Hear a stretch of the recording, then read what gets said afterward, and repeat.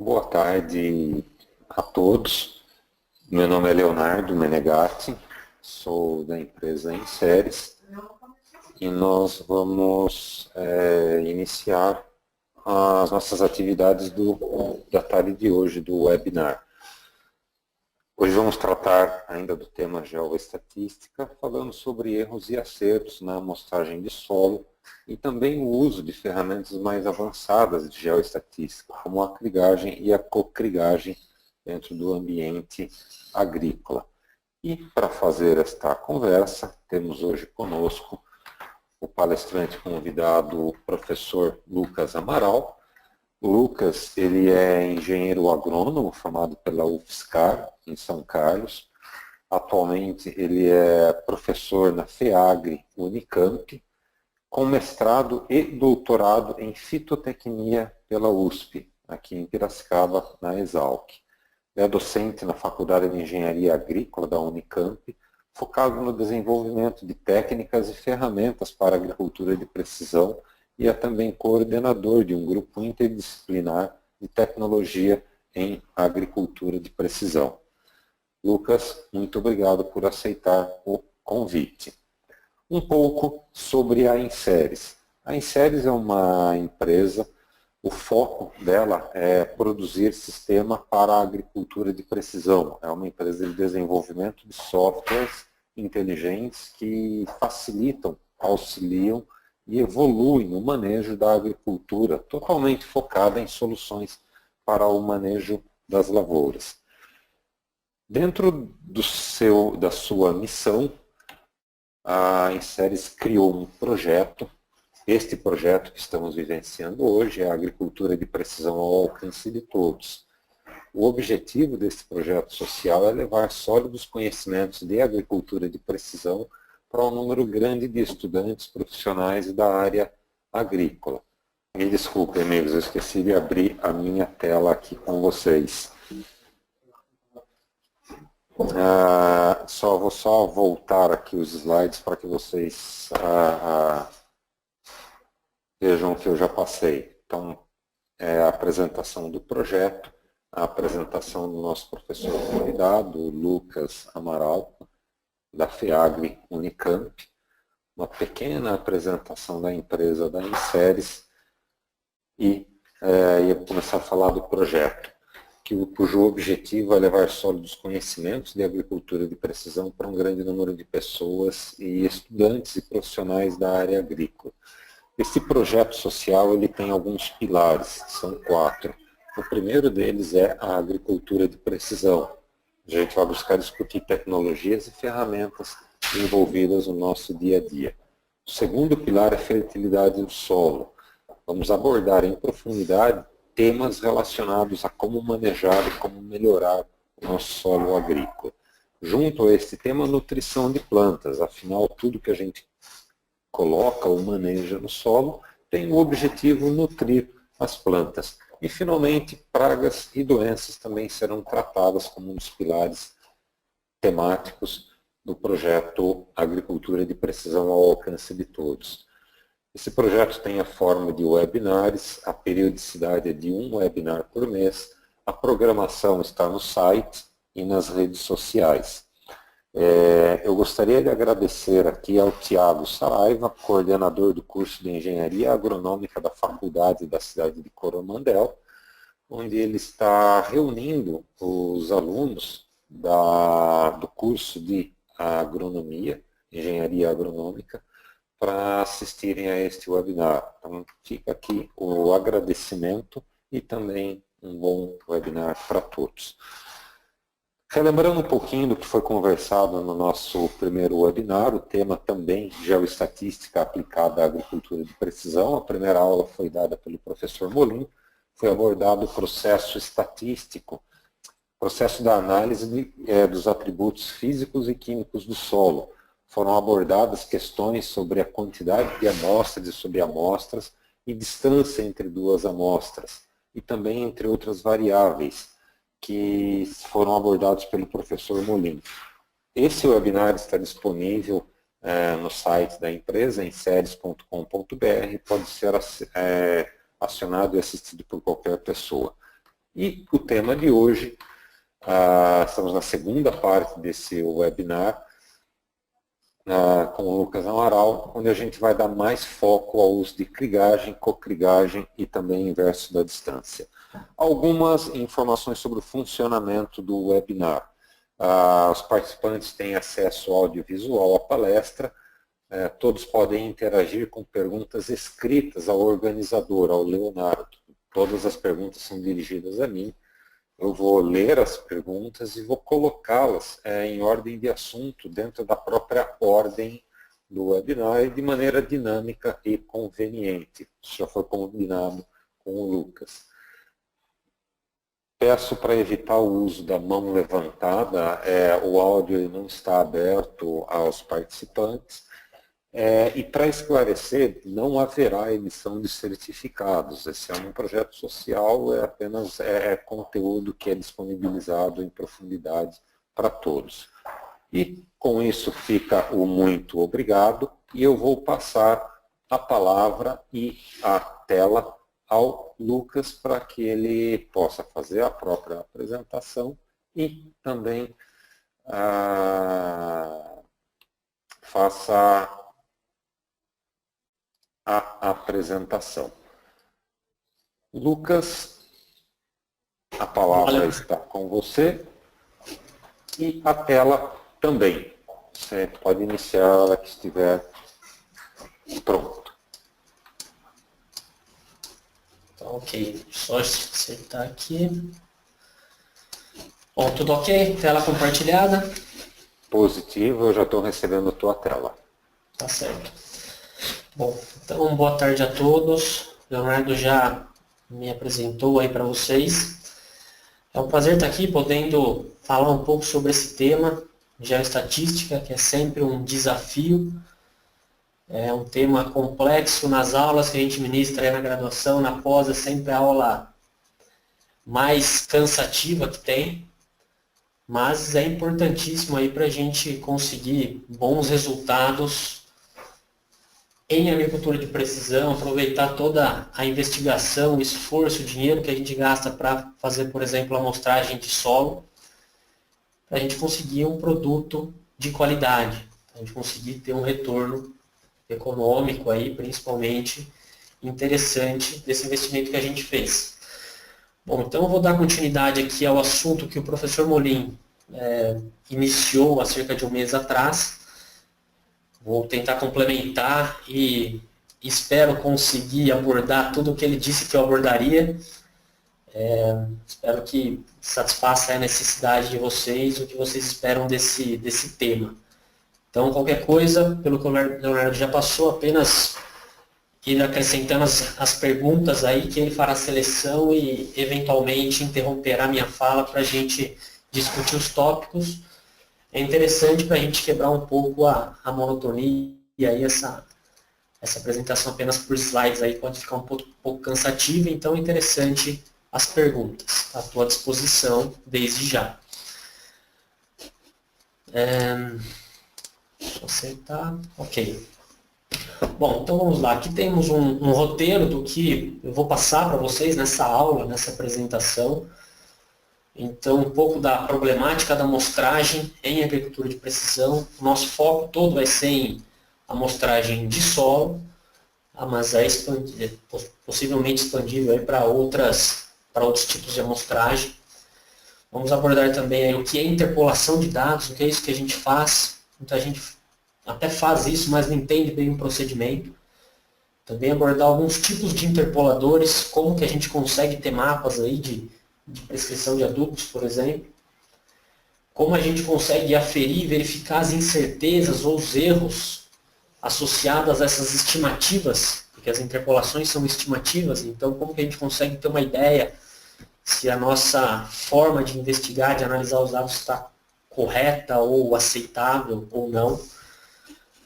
Também abordar um pouco sobre formas de amostragem de solo para diminuir essas incertezas que a gente tem. O professor Molim já comentou um pouco sobre isso, eu vou falar um pouquinho mais sobre aí alternativas para a amostragem de solo principalmente. E por fim, a questão da modelagem da dependência espacial, que é basicamente identificar quando que uma amostra é parecida com a outra e com isso permitir interpolações mais confiáveis e consequentemente permite fazer a krigagem, que é o método de interpolação. A krigagem que é o interpolador aí mais exato que a gente tem, mais confiável. E também a opção aí de estimativas por meio de variáveis auxiliares ou covariáveis para auxiliar a gente aí nessa criação de mapas de prescrição, disponibilidade de nutrientes e por aí vai. Então esse é o roteiro aí dessa próxima 1 hora que eu vou estar aqui falando com vocês. Bom, muitas vezes o produto final da nossa investigação aí, nossas amostragens georreferenciadas, nosso esforço no campo, é a gente ter um mapa de prescrição de insumos. Muitas vezes a gente tem vários mapas de prescrição de insumos, pode ser aí adubos, corretivos, defensivos agrícolas e por aí vai. Então esse é o nosso final, só que para a gente ter, por exemplo, eu tenho aqui um mapa de dose de fertilizante potássico, está na forma de KCl. Eu tenho regiões dessa minha área, que é uma área de cana, eu vou mostrar essa área algumas vezes, tem outras áreas aí também para trabalhar, vou apresentar para vocês.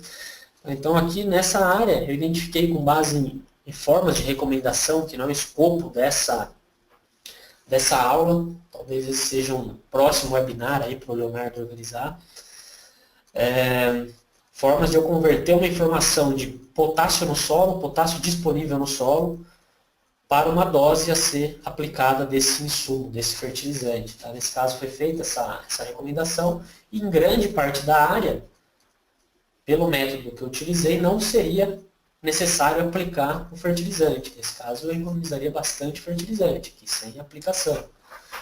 Em outras áreas teriam doses aí de 50 a 160 quilos.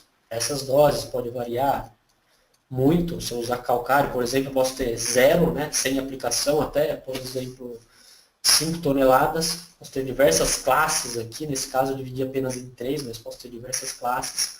Mas esse é o nosso produto final muitas vezes. Só que para a gente fazer isso e ter um mapa confiável de aplicação, de prescrição, a gente tem que tomar vários cuidados e saber o que está fazendo. Então é sobre isso que vai ser a aula de hoje. Bom, como a gente não conhece o público, não tem ideia aí de quem, da heterogeneidade, de onde vocês estão em termos de conhecimento sobre agricultura de precisão, apenas uma rápida introdução aí quanto à aplicação de insumos, no caso de fertilizantes, qual que é a ideia da agricultura de precisão, qual que é o foco. Então aquela mesma área que eu mostrei está aqui na parte superior. E eu tracei uma linha aqui representando como se fosse uma passada da máquina, tá? Uma passada da máquina aplicadora. Se a gente acompanhar essa linha, eu teria em cada região aqui, eu teria uma dose, uma demanda por nutriente. Tá? Nesse caso, não interessa qual, é apenas um exemplo. Então, de acordo com a cor e a localização, teria uma demanda por nutriente, que eu procurei representar por essas barras, por esse gráfico de barra. Então, conforme a cor aqui desse mapa, conforme a localização, eu tenho uma demanda de nutriente. Começa com demanda alta, se reduz aqui um pouco nessa região e depois a demanda reduz mais ainda aqui nessa área mais escura. Então, a gente pode entender como nessa área mais escura tem um teor maior no solo desse nutriente. Bem, nesse sentido, quando a gente trabalha com agricultura convencional, ou seja, eu faço uma aplicação aí em taxa fixa, uma dose única para essa área toda, exemplificando nessa região que eu marquei, a gente teria alguns problemas aí. Então, eu aplicaria uma dose única para toda essa área, representada por essa linha vermelha. Então, eu teria regiões onde a demanda por nutriente não foi atingida, não foi satisfeita. Então, tem falta de nutriente nessa região.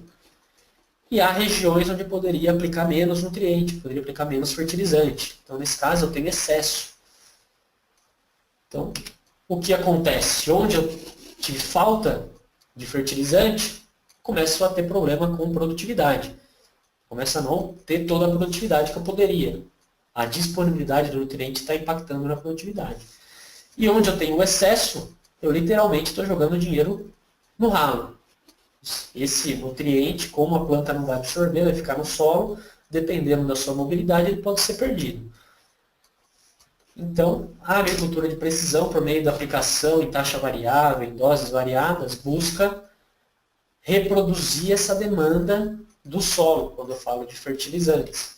Então, fazer aplicação em taxa variável de acordo com a demanda de cada local. Isso a gente consegue, em termos mecânicos de máquina, a gente tem capacidade de fazer uma correção aí, de acordo com a largura de trabalho da máquina, sem problema nenhum.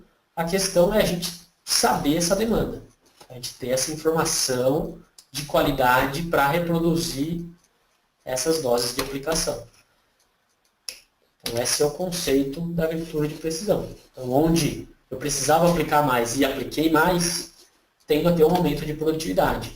Onde eu podia aplicar pouco, eu economizei fertilizante, aumentei o meu retorno econômico. Então, por isso dos lucros e da tendência aí de adoção cada vez maior da agricultura de precisão no mundo todo. Bom, mas para a gente obter aquele mapa de aplicação, é preciso a gente ter investigado a variabilidade do fator que a gente está querendo corrigir no caso. Por exemplo, pode ser o teor de potássio, de fósforo, a V% do solo, saturação por base, né? Então, para isso, o convencional, não só no Brasil, mas no mundo todo, é por meio de amostragem de solo. Muitas vezes a amostragem em grade, ou alguns chamam em grid, tá? Mas é a amostragem em grade do português. Só que a gente tem uma dificuldade aí, a gente já tem dificuldade na estatística clássica, nos levantamentos, já é um problema. Quando a gente espacializa isso, a gente tem um problema ainda maior. Porque a amostragem, a gente quer representar o todo, ou seja, toda uma população, no nosso caso uma área, a partir da avaliação de apenas uma porção dessa área. Então, as amostras. Então, essas amostras precisam ser representativas, e essa é uma dificuldade, tá, para a gente trabalhar. Em agricultura de precisão, a gente precisa seguir uma metodologia específica para cada parâmetro. No caso da fertilidade do solo, a maioria das recomendações da região é aquela amostragem de 0 a 20 centímetros de profundidade, algumas subamostras, homogeneiza todas essas subamostras coletadas e manda cerca de 500 gramas de solo para o laboratório que vai fazer então essa análise em laboratório e nos fornecer o resultado. Então essa amostragem é problemática, tem várias dificuldades, entre elas o custo. Cada amostra tem um custo elevado, então tem que ser bem planejado. Tem vários esforços aí mundialmente para alternativas aí para essa amostragem e análise em laboratório, tá? Equipamentos que visam aí estimar a fertilidade química dos solos, auxiliar nessas tomadas de decisão, mas ainda nada prático o suficiente para a gente deixar de lado a análise convencional de laboratório. A gente aqui na FEAG tem trabalhado com alternativas, aí, com possibilidades, mas ainda a amostragem de solo em grade é fundamental para a gente implementar a aplicação de adubos e corretivos em taxa variável. É fundamental. A dificuldade é essa daqui, representada por dois talhões. Muitas vezes o prestador de serviço ele tem isso em mãos, tá? Ele tem uma linha, um contorno de uma área que ele sabe que ele tem que fazer a amostragem ali. Só que ele não tem nenhum conhecimento dessa área muitas vezes. Às vezes o agricultor ou o técnico agrícola, alguém pode ter passado esse contorno para ele, nem mesmo ido na área para conhecer essa área. Então, muitas vezes tem só o contorno da área, e aí? Tem que planejar uma amostragem. Como isso é feito?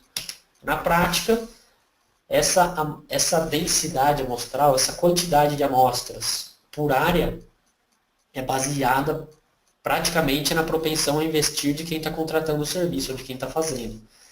Então, o agricultor tem a ideia que ele pode gastar X por hectare e não quer gastar X mais 3. Então, ele fica com um valor determinado. E aí, essa densidade amostral, aqui, esses aqui são os pontos de amostragem de solo, essa densidade acaba sendo função basicamente do custo, da disponibilidade de investimento. E não leva em conta nenhum outro fator. Deveria se levar em conta o fator que a gente está avaliando. Se é solo, variabilidade de solo, alguma coisa pré-existente, formação e desenvolvimento de plantas. Vou falar um pouquinho mais sobre isso mais ao fim da aula, dessa apresentação. Mas essa forma como é feita hoje, resulta nesse tipo de problema. Tá? Frequentemente, o número e também a disposição dessas amostras não são suficientes para identificar a variabilidade espacial do atributo. Então, por exemplo, aqui, se eu quisesse enxergar essa mancha de solo dessa imagem do Google que eu peguei, uma imagem típica quando se faz uma busca, tá? Não é nada nosso. Se eu quisesse enxergar essa mancha aqui, da forma como está feita a amostragem, eu não iria enxergar essa mancha. Tá? Seria tudo esse solo um pouco mais vermelho, esse solo um pouco mais claro não estaria na minha amostragem.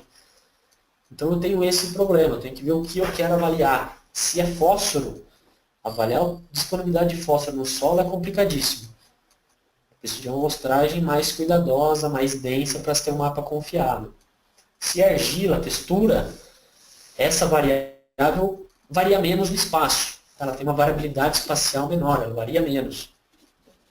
Então eu consigo trabalhar com menos amostras, mas isso muitas vezes eu não sei a priori.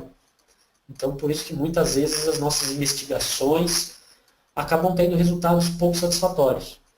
Tá? Vou mostrar mais para frente alguns exemplos aí desse tipo de problema.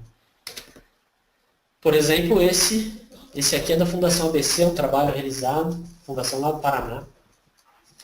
Foi feita uma amostragem densa, aí de 10 amostras por hectare de solo, uma amostragem que nenhum agricultor consegue fazer, não é viável economicamente.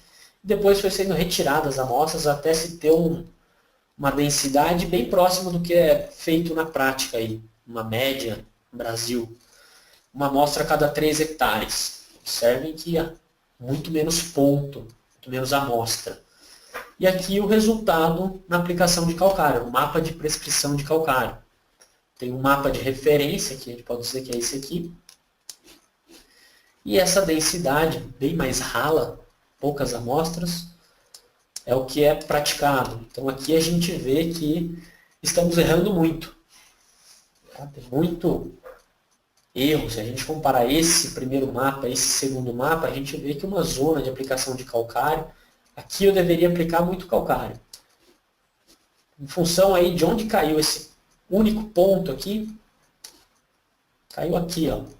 Então, eu não tenho como saber que essa mancha existe. Então, eu acabo tendo um mapa aí que não é fiel à realidade.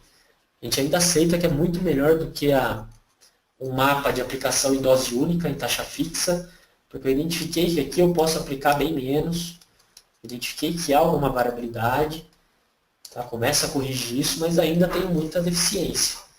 Então, isso é a dificuldade de amostragem de solo. A gente tem que aliar custo e o comportamento da variável que a gente quer trabalhar. Então, para isso, a gente tem alguns procedimentos. Esse é outro trabalho, inclusive o professor Murilo também já apresentou esse trabalho. Tá? A mesma coisa, uma amostragem densa e depois raliando. E a gente vê que a mapa de prescrição de fósforo, nesse caso não é prescrição, a disponibilidade de fósforo é bem diferente. Tá? Então, essas nossas amostragens cegas aí, que a gente não leva em conta muita coisa, alguma variável auxiliar, não leva em conta o comportamento de cada elemento, a gente pode ter muita limitação de resposta. Então a gente gasta muito dinheiro e na hora de a gente ter um retorno, a gente acaba não tendo o retorno da planta. Muitas vezes até economizamos insumos, economizamos fertilizantes, mas a resposta na planta acaba não aparecendo. Então tem que ser tomado bastante cuidado. Uma questão que ainda existe e não vai ser respondida por mim, ainda não tem essa resposta, tem algumas orientações, o que a gente enxerga aí. Aqui, por exemplo, uma área, foi estabelecida uma densidade amostral. Então, cada quadrado desse aqui é uma célula e será representada por uma amostra. Então, teria aqui 5 amostras, temos aqui algumas amostras. Eu tenho essa densidade amostral. Como que eu vou mostrar o solo? Em cada uma dessas células ainda há controvérsias. Tem várias empresas aí, prestadoras de serviço, que fazem de uma forma ou de outra. Existe aí a amostragem por ponto, onde o objetivo é ter um ponto central em cada célula, ou um pouco deslocada, sem problema nenhum, ter esse ponto deslocado. Não precisa obrigatoriamente ser no centro. Então eu tenho esse ponto central, quero representar muito bem esse ponto central. Para isso, são coletadas aí várias subamostras ao redor desse ponto central, as 6, 8, 10 subamostras ao redor desse ponto central.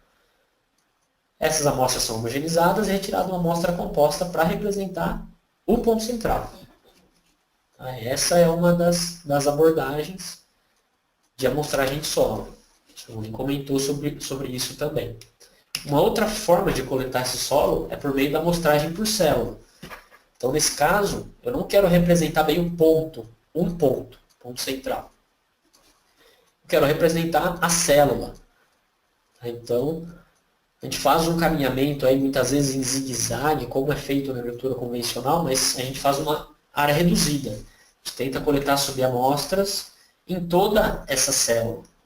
Tá? Ou um pouco mais para o centro, aí varia um pouco. Tá? Mas coleta amostra em toda a área dessa célula. Isso é feito bastante por aí. Então, quando eu trabalho com amostragem por ponto, coletando subamostras aqui em torno de um ponto central, digamos no raio de 5 a 10 metros aqui, no máximo 10 metros, eu acabo trabalhando com dados interpolados. Vou receber do laboratório a análise de cada um desses pontos, só que eu não vou saber o que tem aqui nesse meio. O que tem nesse meio eu preciso estimar. Então eu faço uma interpolação, faço uma estimativa. E eu tenho um mapa desse tipo. Nesse caso aqui é um mapa de dose de calcário. Então tem regiões onde eu deveria aplicar menos e regiões onde eu deveria aplicar mais. Então em cada local desse mapa eu tenho uma dose. É um mapa aí com cada pixel, cada quadradinho desse aqui, que eu vou falar mais para frente. Mas eu informo ao programa qual o tamanho mínimo desse pixel, 10 por 10 metros, por exemplo, 20 por 20, que é o que as nossas máquinas conseguem trabalhar. Cada quadradinho, cada pixel vai ter um valor. Isso quando eu trabalho com amostragem por ponto, eu interpolo os dados. Quando eu trabalho com amostragem por célula, a melhor solução que eu vejo é trabalhar com regiões. Se eu representei bem essa célula, espacializando todas as minhas subamostras dentro dessa célula, eu representei bem. Então eu trato essa célula como uma unidade separada. Começo a trabalhar essa célula separadamente. Então, ao invés de eu ter um mapa onde cada local tem um valor, eu tenho uma célula e essa célula vai ter um valor único.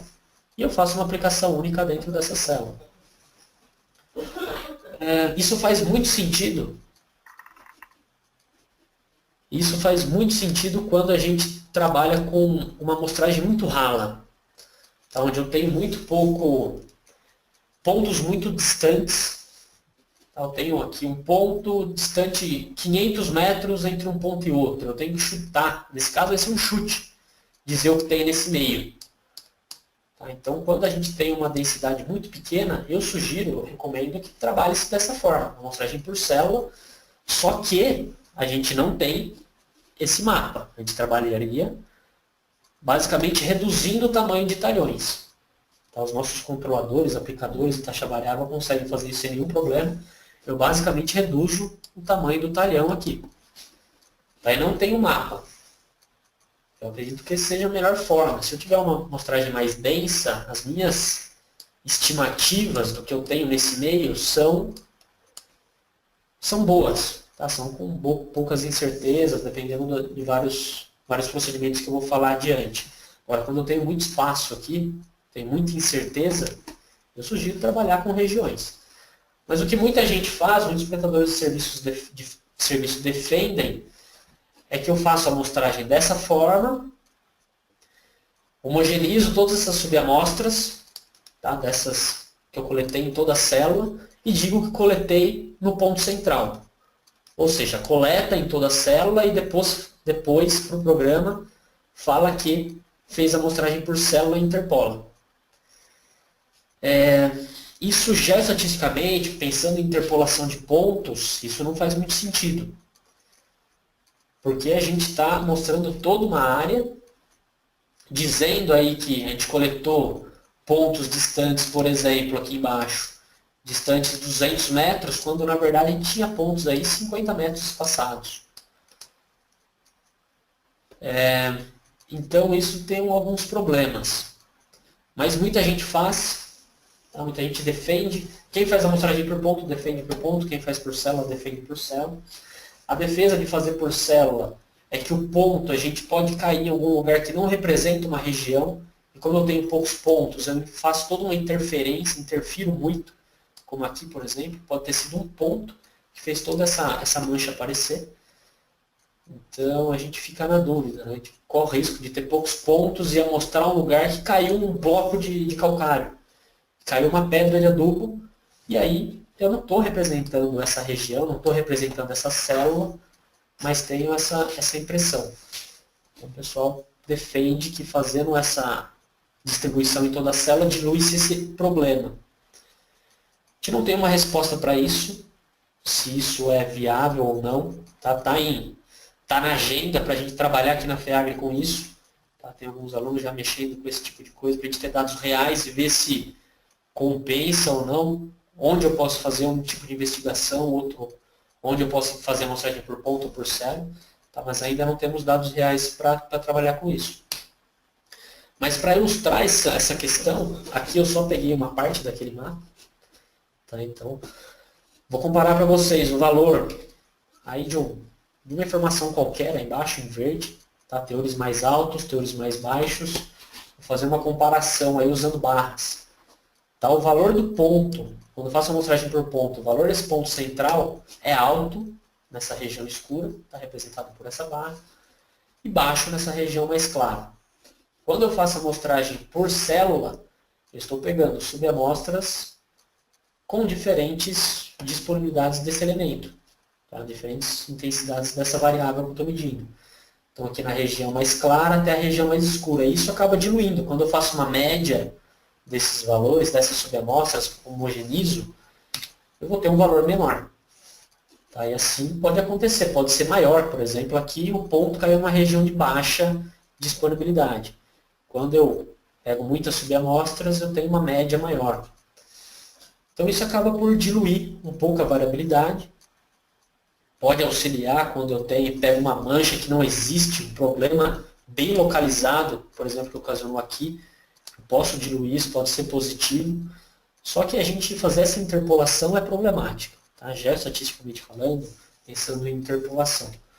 Então quando eu faço amostragem por ponto, eu tenho valores aí mais extremos, representados por essa linha cinza. E quando eu trabalho com essa diluição, ocasionada pela amostragem por célula, eu tenho uma informação um pouco mais suave. Tá? Então esse que é o problema. É difícil a gente falar certo e errado, mas sugiro uma amostragem densa, trabalha por ponto. Uma amostragem muito rala, um ponto a cada 5 hectares, a cada 10 hectares, trabalha com amostragem por célula e trata como célula. Porque amostrar por célula e tratar como ponto ainda tem alguns problemas, a gente precisa avaliar realmente se é factível ou não. Ô, Lucas, posso fazer uma interferência? Pode, por favor. Pelo que você está colocando aí, é importante a gente manter a coerência daquilo que está sendo feito, correto? Sim. Se você for trabalhar por ponto, tratar como ponto e fazer a interpolação. Se for trabalhar com célula, tratar como célula, e não faz sentido a interpolação, deve ser sentido o tratamento por célula. Está correta essa abordagem? Correto. Essa visão que a gente tem, tá, Leonardo? As empresas aí questionam um pouco, a gente não tem esse dado palpável, a gente vai fazer essa investigação aqui na FEAGRE esse ano ainda, tentar ir pegar várias áreas, diferentes locais do Brasil, amostragem em célula e ponto, para ver a interferência, tá? Para a gente conseguir quantificar se é errado e quanto é errado. Tá? Agora, teoricamente é errado, tá? A gente amostrar toda a área e dizer que foi no ponto. A gente tem um problema aí que pode ser sério. Tá? Que a gente vai falar mais para frente de modelar a dependência espacial. Quando eu modelo a dependência espacial, como eu coletei pontos muito próximos ali, que são distantes, eu estou interferindo muito na crigagem, na interpolação que eu for fazer. E isso pode ter um erro grande. A gente não consegue quantificar ainda, mas em breve a gente vai ter essa informação. Tudo bem? Bacana.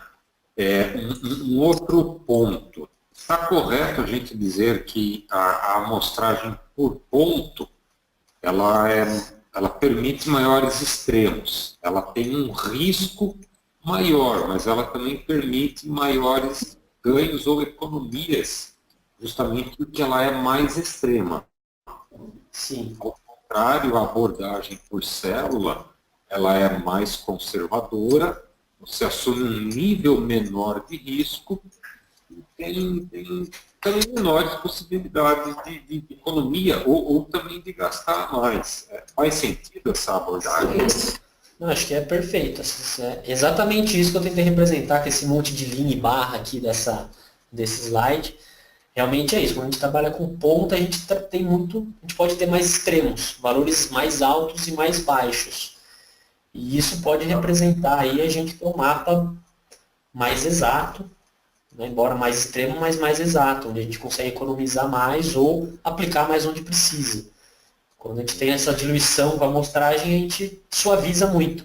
A própria interpolação tende a suavizar alguma coisa, então a gente está suavizando 2 vezes. É muito bacana a gente pensar nisso daí como um risco que a gente assume, porque fica mais fácil a gente tomar uma decisão. Para os prestadores de serviço, entender até o perfil do cliente e ver qual que é o nível de risco que o cliente está disposto a assumir. Se ele assumir um risco maior e ter oportunidade maior de ganho, é uma metodologia. Então, eu sou mais conservador e quero trabalhar mais seguro, a abordagem por células é mais adequada. Isso, acho que o pensamento é esse mesmo. E quando a gente trabalha por ponto, como a gente tem esse risco maior, uma coisa muito importante que pouca gente faz é fazer uma análise do que chega no laboratório também. Então a gente verificar se o que chegou no laboratório faz sentido. Pode ter tido erro no laboratório, pode ter tido erro na amostragem, identificação do saquinho com o solo. Posso ter um ponto com vamos dizer, uma V%, uma saturação por bases muito alta, em torno de amostras, em torno de uma região onde todas as outras amostras têm valor baixo. Eu posso considerar isso como um outlier e remover isso da minha análise. Porque esse ponto vai interferir toda uma região. Então, quando a gente trabalha com ponto, pode ter um pouco mais de cuidado com isso. Beleza, vamos em frente. Tá ok. Bom, espero que tenha ficado um pouco mais claro essa questão de amostragem por ponto e célula. Bom, agora a gente entra na questão interpolação. Tá? Então, eu vou explicar para vocês o que é essa interpolação. Aqui eu tenho um mapa de amostragem de solo. É uma área de cana. E eu tenho aqui uma informação de pH. Então, aqui eu tenho os mapas classificados em função do pH. Só que eu preciso saber, como eu já disse, eu preciso saber o que tem nesse meio. Se eu quero fazer uma aplicação, vamos dizer, de calcário com base no pH. É pouco usado, mas a informação usada é outra. Mas vamos dizer que eu quero aplicar calcário. Eu preciso saber o que tem no meio entre esses dois pontos. Eu preciso ter uma superfície contínua. Como é esse mapa do lado direito. Tá? Então o local tem um valor. Para isso eu preciso da interpolação. Essa interpolação é basicamente estimar valores de uma variável, no nosso caso pH, onde ela não foi amostrada, com base na sua vizinhança, nas suas amostras vizinhas. Então, para isso ficar claro, vou dar um zoom nessa área. Então, tenho meus pontos, os pontos amostrais, o pH de cada um deles. E para eu fazer essa transformação para uma superfície contínua, para ter um mapa interpolado, o programa, o sistema de informação geográfica, o software que eu uso para fazer a interpolação, ele faz basicamente isso. Ele joga uma grade, que não é a grade amostral, é diferente. É uma grade, são os pixels, a gente chama de pixel de interpolação. Tá? Como a gente está acostumado aí com câmera digital, a gente já tem uma noção do que é pixel. Então, eu divido em pixels, isso em função do tamanho que o usuário determinar. Cada pixel, aí, se a gente pensar em recomendação, em aplicação de fertilizante, O pessoal vem usando aí na prática pixels de 10 a 20 metros. Ou seja, 10 por 10, um quadrado de 10 por 10. Então essa área vai ficar toda quadriculada. Dá para ver aqui os quadrados aqui, né, desse pixel. Eu não coloquei um pixel muito pequeno, um pixel de 10, 20 metros, então dá para ver. Então o que acontece? Eu preciso saber o valor de pH em cada um desses pixels. Nesse caso, o meu exemplo está esse pixel vermelho, só para exemplificar. Para saber qual o valor desse pixel vermelho, o programa vai pegar um interpolador, uma equação que eu pedi para ele utilizar. Aí entra o conhecimento do usuário, qual interpolador usar. Ele vai olhar os pontos vizinhos, as amostras vizinhas, vai dar peso para cada uma delas e vai calcular, estimar esse valor do pixel.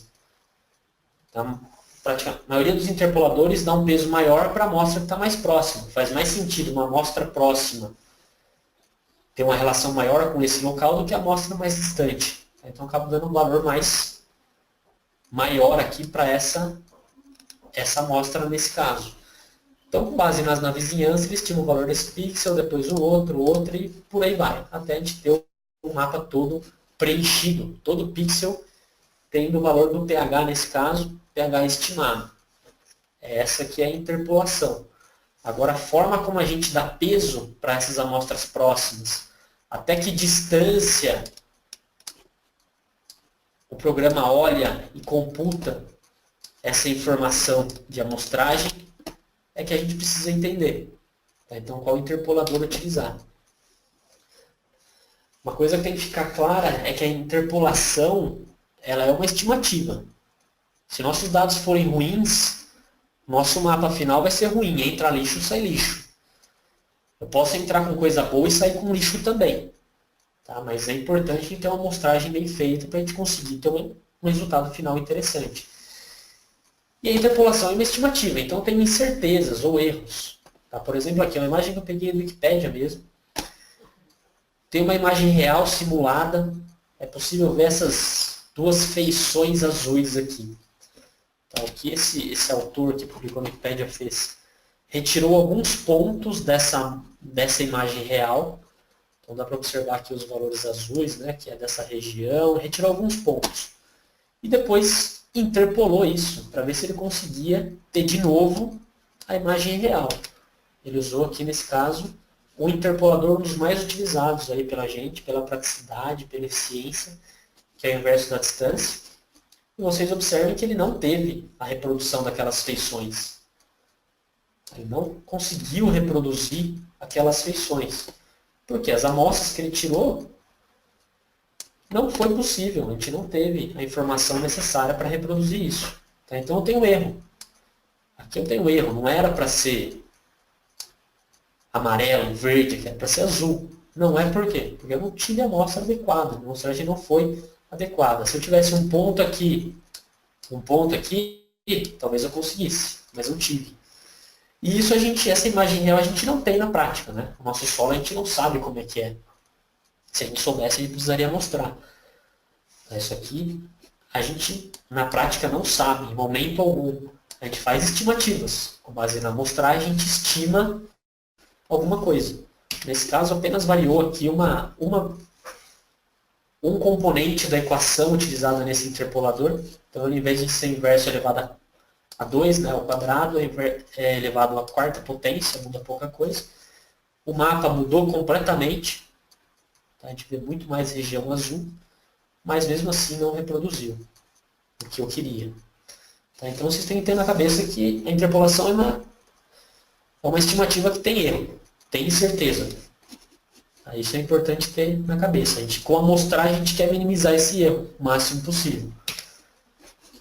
Aqui, por exemplo, eu tenho que é denominado interpolador determinístico. É um nome muito, muito chique aí pra gente. Então vamos chamar de interpolador matemático. Matemático porque ele utiliza basicamente uma equação. Ele aplica uma equação com base na vizinhança, ele estima um valor. Tá? Aqui tem alguns algoritmos, alguns interpoladores.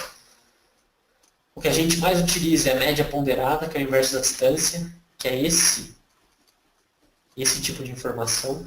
Aqui eu tenho a mesma variável, os mesmos pontos, Observem que usei não, esse é um trabalho da internet, nesse caso o autor usou 4 interpoladores diferentes e teve 4 mapas diferentes. Aí isso acontece. Aqui eu tenho o vizinho mais próximo, que então eu falei pro programa, eu quero pixels de 10 metros. Ele começa a calcular. 10 metros, o vizinho mais próximo é essa amostra aqui, 20. Outros 10 metros, ainda 20. Outros 10 metros, ainda 20. Até o momento que o vizinho mais próximo não é mais essa amostra número 20, esse valor 20. É 5, então passa a ter 5.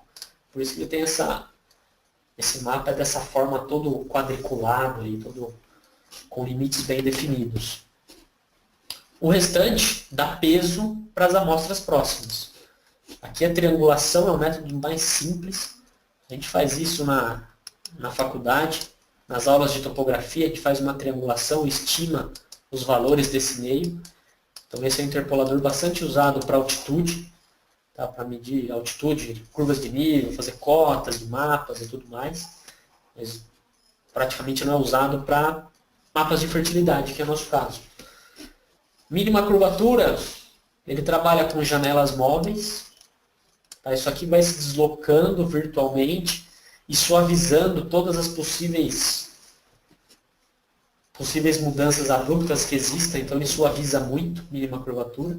E aqui o inverso da distância, nesse caso chamado também de média ponderada, que eu tenho algumas regiões mais bem definidas, pouco suavizadas, esses chamados olhos de boi, que é característico desse interpolador, mas é o que a gente mais utiliza. Então, ele é interessante, ele é prático, ele é rápido, ele dá estimativas interessantes. A questão que sempre aparece é, tá, fiz a interpolação, tenho 4 interpoladores, como que eu sei qual utilizar? Ou como que eu sei se meu mapa representa a realidade, se ele está bom, se não está? Essa é sempre uma dúvida que a gente tem. Muitas vezes a gente não tem a resposta para isso. A gente não sabe a imagem real, exemplo do outro slide, a gente não tem essa informação. Uma possibilidade é fazer essa técnica aqui, é utilizar esse procedimento, que é a validação cruzada. É um procedimento bem simples, realizado aí por muitos softwares. Nesse caso eu tenho um exemplo de V%, saturação por base, aqui indo de 32% até 80%. Isso aqui faz o quê? Avalia a qualidade da estimativa, da interpolação, é o que a gente quer. Como que ele faz isso? Dentro do conjunto de dados, vamos dizer, de 100 amostras, ele retira, na maioria das vezes, aí, o padrão dos softwares, ele retira uma amostra, estima o valor dessa amostra.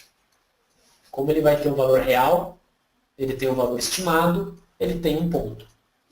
Aí depois ele volta essa amostra, retira outra amostra, estima o valor dessa segunda amostra e plota um outro ponto. E assim por diante para todas as amostras. Com isso a gente sabe o valor real e o valor predito. Então permite a gente identificar se o ajuste que a gente está utilizando, se o modelo que a gente está utilizando é bom, se o interpolador está sendo eficiente ou não, e ter uma ideia de erro associado. Por exemplo, aqui uma estimativa de erro de V% da ordem de 7%. Tá? Então, se eu tenho uma V% de 50%, eu posso assumir aí que eu tenho uma confiança aí de mais ou menos 7%. Aí isso pode ser bom ou ruim, dependendo da variável. Então é desejável que esses pontos caiam exatamente aqui nessa linha 1 para 1, próximo dessa linha 1 para 1, significa, se tem 50, V% é 50, o meu modelo diz que é 50, tá? Mas isso raramente acontece. Nesse caso, está havendo uma superestimação com valores baixos, tá? Onde a V% é 30, 40, o meu modelo está dizendo que é 40, 50, e uma subestimação em valores altos. Então, onde eu tenho valores aí de 60, 70, meu modelo está dizendo que é um valor um pouco menor. 50, 60. Isso acontece muito. Nesse caso ainda está bom, essa validação cruzada. Mas essa é uma forma. Tá? Então a gente não sabe como fazer, essa é uma forma interessante. Vou mostrar algumas comparações dessa validação cruzada aí ao longo do resto dessa palestra. E isso muita gente não faz, tá? Se eu fizer isso aqui para fósforo, numa grade de 1 ponto a cada 5 hectares, eu posso apostar que a gente vai ter um resultado muito ruim. A gente vai ter uma reta aqui. Ou seja, nosso modelo não está predizendo nada, a gente tem muita incerteza. Então é problemático. Tá? Então eu falei rapidamente aí dos interpoladores matemáticos. São simples, muitos dos SIGs, dos softwares que fazem essas interpolações, tem algumas opções. A gente simplesmente seleciona qual vai utilizar. Na maioria das vezes a gente usa o inverso da distância.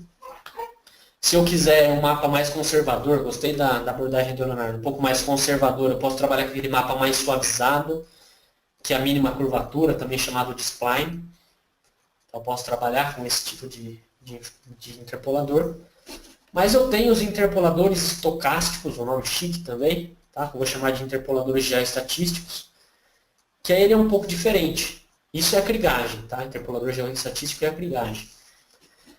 Nesse caso, esse interpolador ele não leva em conta apenas uma função matemática para estimativa, como são os outros interpoladores. Esse interpolador geoestatístico atribui pesos nas interpolações conforme o comportamento específico da variável que a gente está estudando. Então, de acordo com o comportamento, com a variabilidade espacial, eu tenho uma função, uma equação diferente. Eu dou pesos para as amostras próximas de forma diferenciada. E isso minimiza as incertezas. A krigagem, o principal destaque dela é minimizar a variância dos dados e minimizar as incertezas, na medida do possível. Então essa é a krigagem. E a geoestatística, eu tenho que fazer algumas análises geoestatísticas para possibilitar fazer a interpolação por krigagem. A geoestatística ela visa identificar na aparente desordem das amostras, a gente não consegue ver um padrão, ela tenta enxergar um padrão, tenta identificar uma correlação entre as variáveis, entre os pontos, entre as amostras, e modela e quantifica essa correlação que existe, essa dependência, então, essa relação entre uma amostra e outra, que a gente chama de dependência espacial. Com isso, a gente pode modelar o comportamento da variável de interesse, pode ser útil para algumas inferências aí de incertezas, saber como que essa variável varia no solo, por exemplo. Também estabelecer algum padrão de amostragem. Essa tem especial aplicação para a gente, eu vou comentar rapidamente, um pouquinho mais para frente. Tá? Então, identificar até quantos metros eu posso ter um ponto. A distância entre um ponto e outro pode ser até tantos metros. Isso é feito com base na análise geoestatística. Tá? Pode ser feito. E uma terceira função é realizar realmente a krigagem, realizar a interpolação. Então, essas duas últimas opções aqui eu vou abordar um pouquinho mais. Bom, então a gente, primeiro de tudo, precisa ter uma correlação, identificar uma relação entre as amostras. Para isso eu vou fazer uma análise da dependência espacial. Alguns podem ter visto, outros não, o que é o semivarograma, é o que mede essa dependência espacial. Parece ser algo de outro mundo, mas é uma coisa até que simples. Tá? Basicamente eu calculo a diferença entre valores de pares de amostras, então tenho duas amostras, e faço um valor menos o outro, tem uma diferença, tem uma semivariância. E represento isso num gráfico em função da distância entre esse par de pontos, entre uma amostra e outra. Então, cada pontinho desse aqui do semivarograma, que está aqui exemplificado, cada pontinho, vamos pegar esse aqui, cada um desses pontos é composto por várias semivariâncias. Então, vários pares de pontos, esses pares que têm amostras espaçadas, nesse caso, 48 metros. Então, eu posso ter, vamos dizer, uns 20 pares de pontos espaçados 48 metros, com alguma margem de segurança aí, algum limite, 45 a 50, por exemplo. Posso ter 20 pares de pontos. O resíduo, essa subtração entre o valor de uma amostra com o outro, é feita uma média entre esses 20 pares de pontos e é plotado essa semivariância aqui.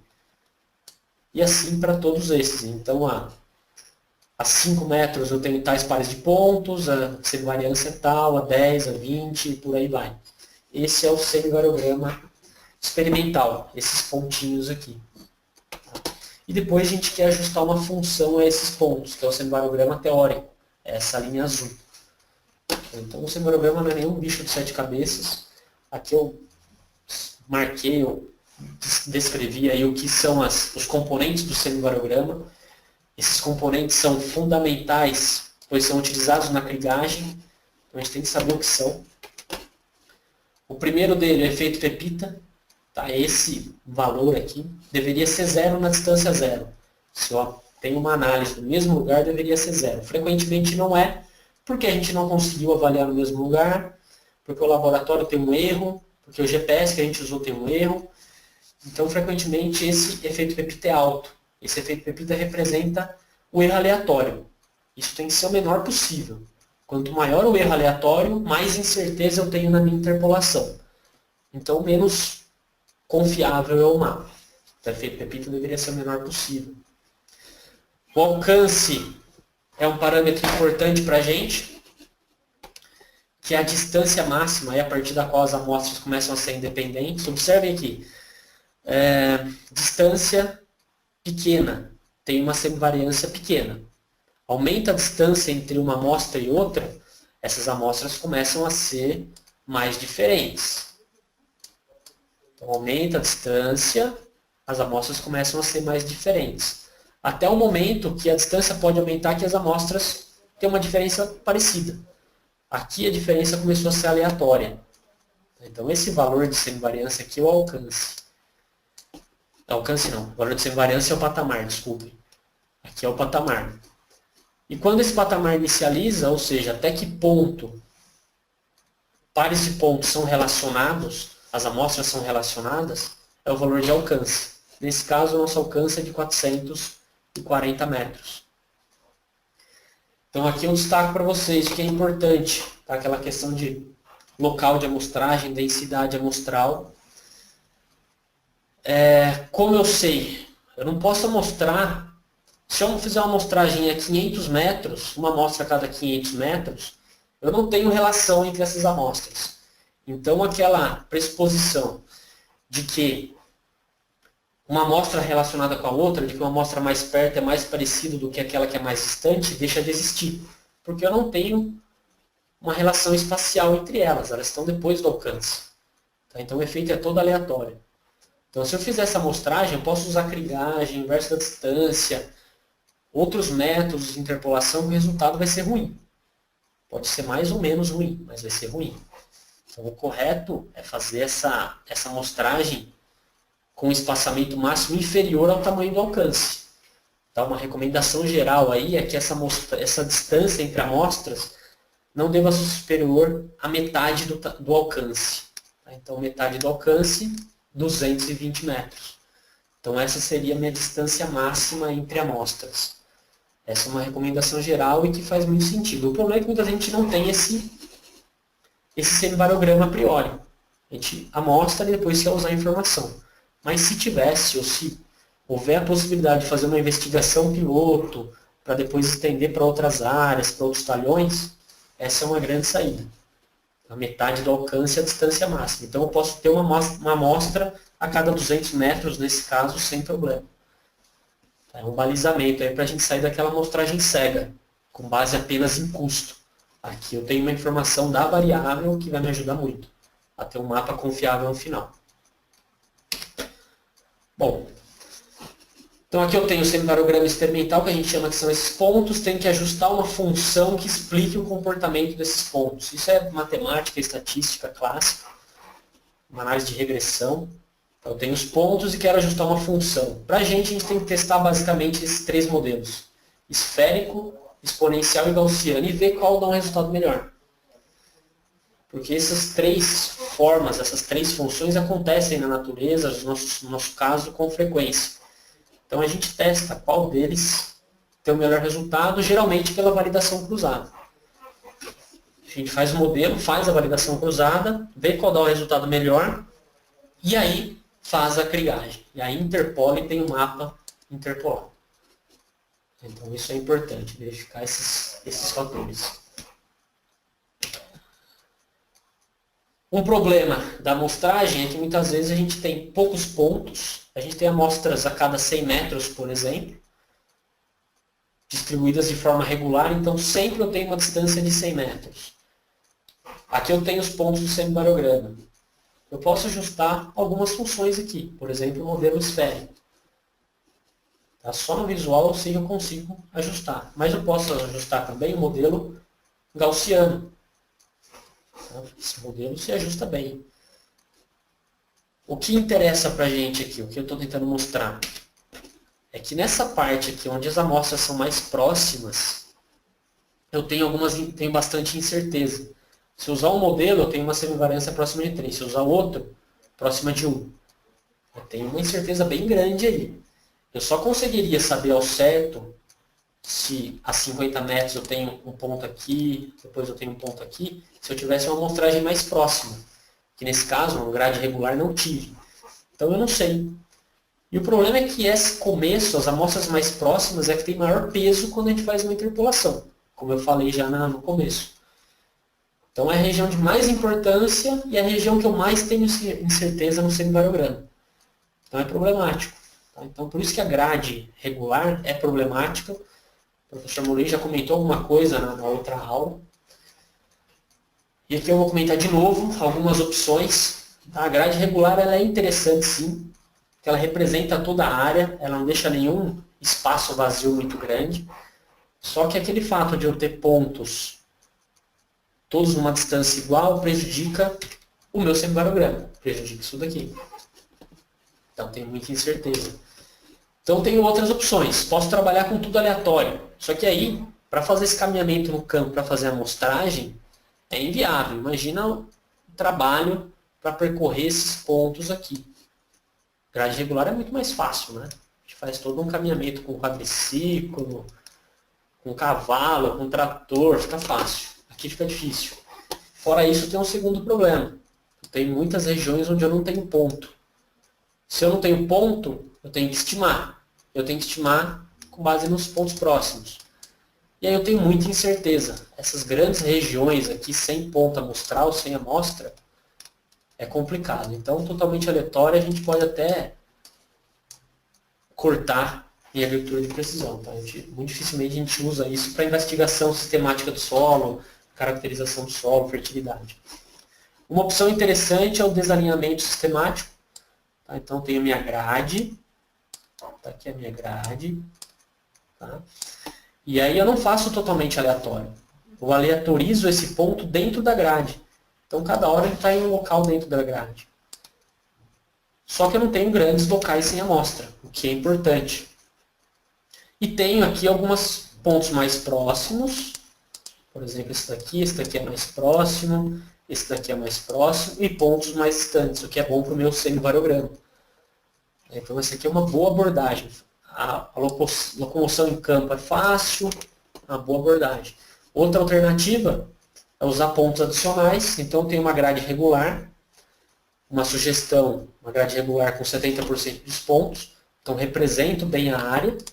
Aqui estão os pontos, esses círculos são a grade regular. E depois pontos adicionais aleatórios, uma recomendação em torno de 30%, onde eu tenho pontos bem próximos, pontos mais distantes, que ajuda muito lá no meu semivarograma.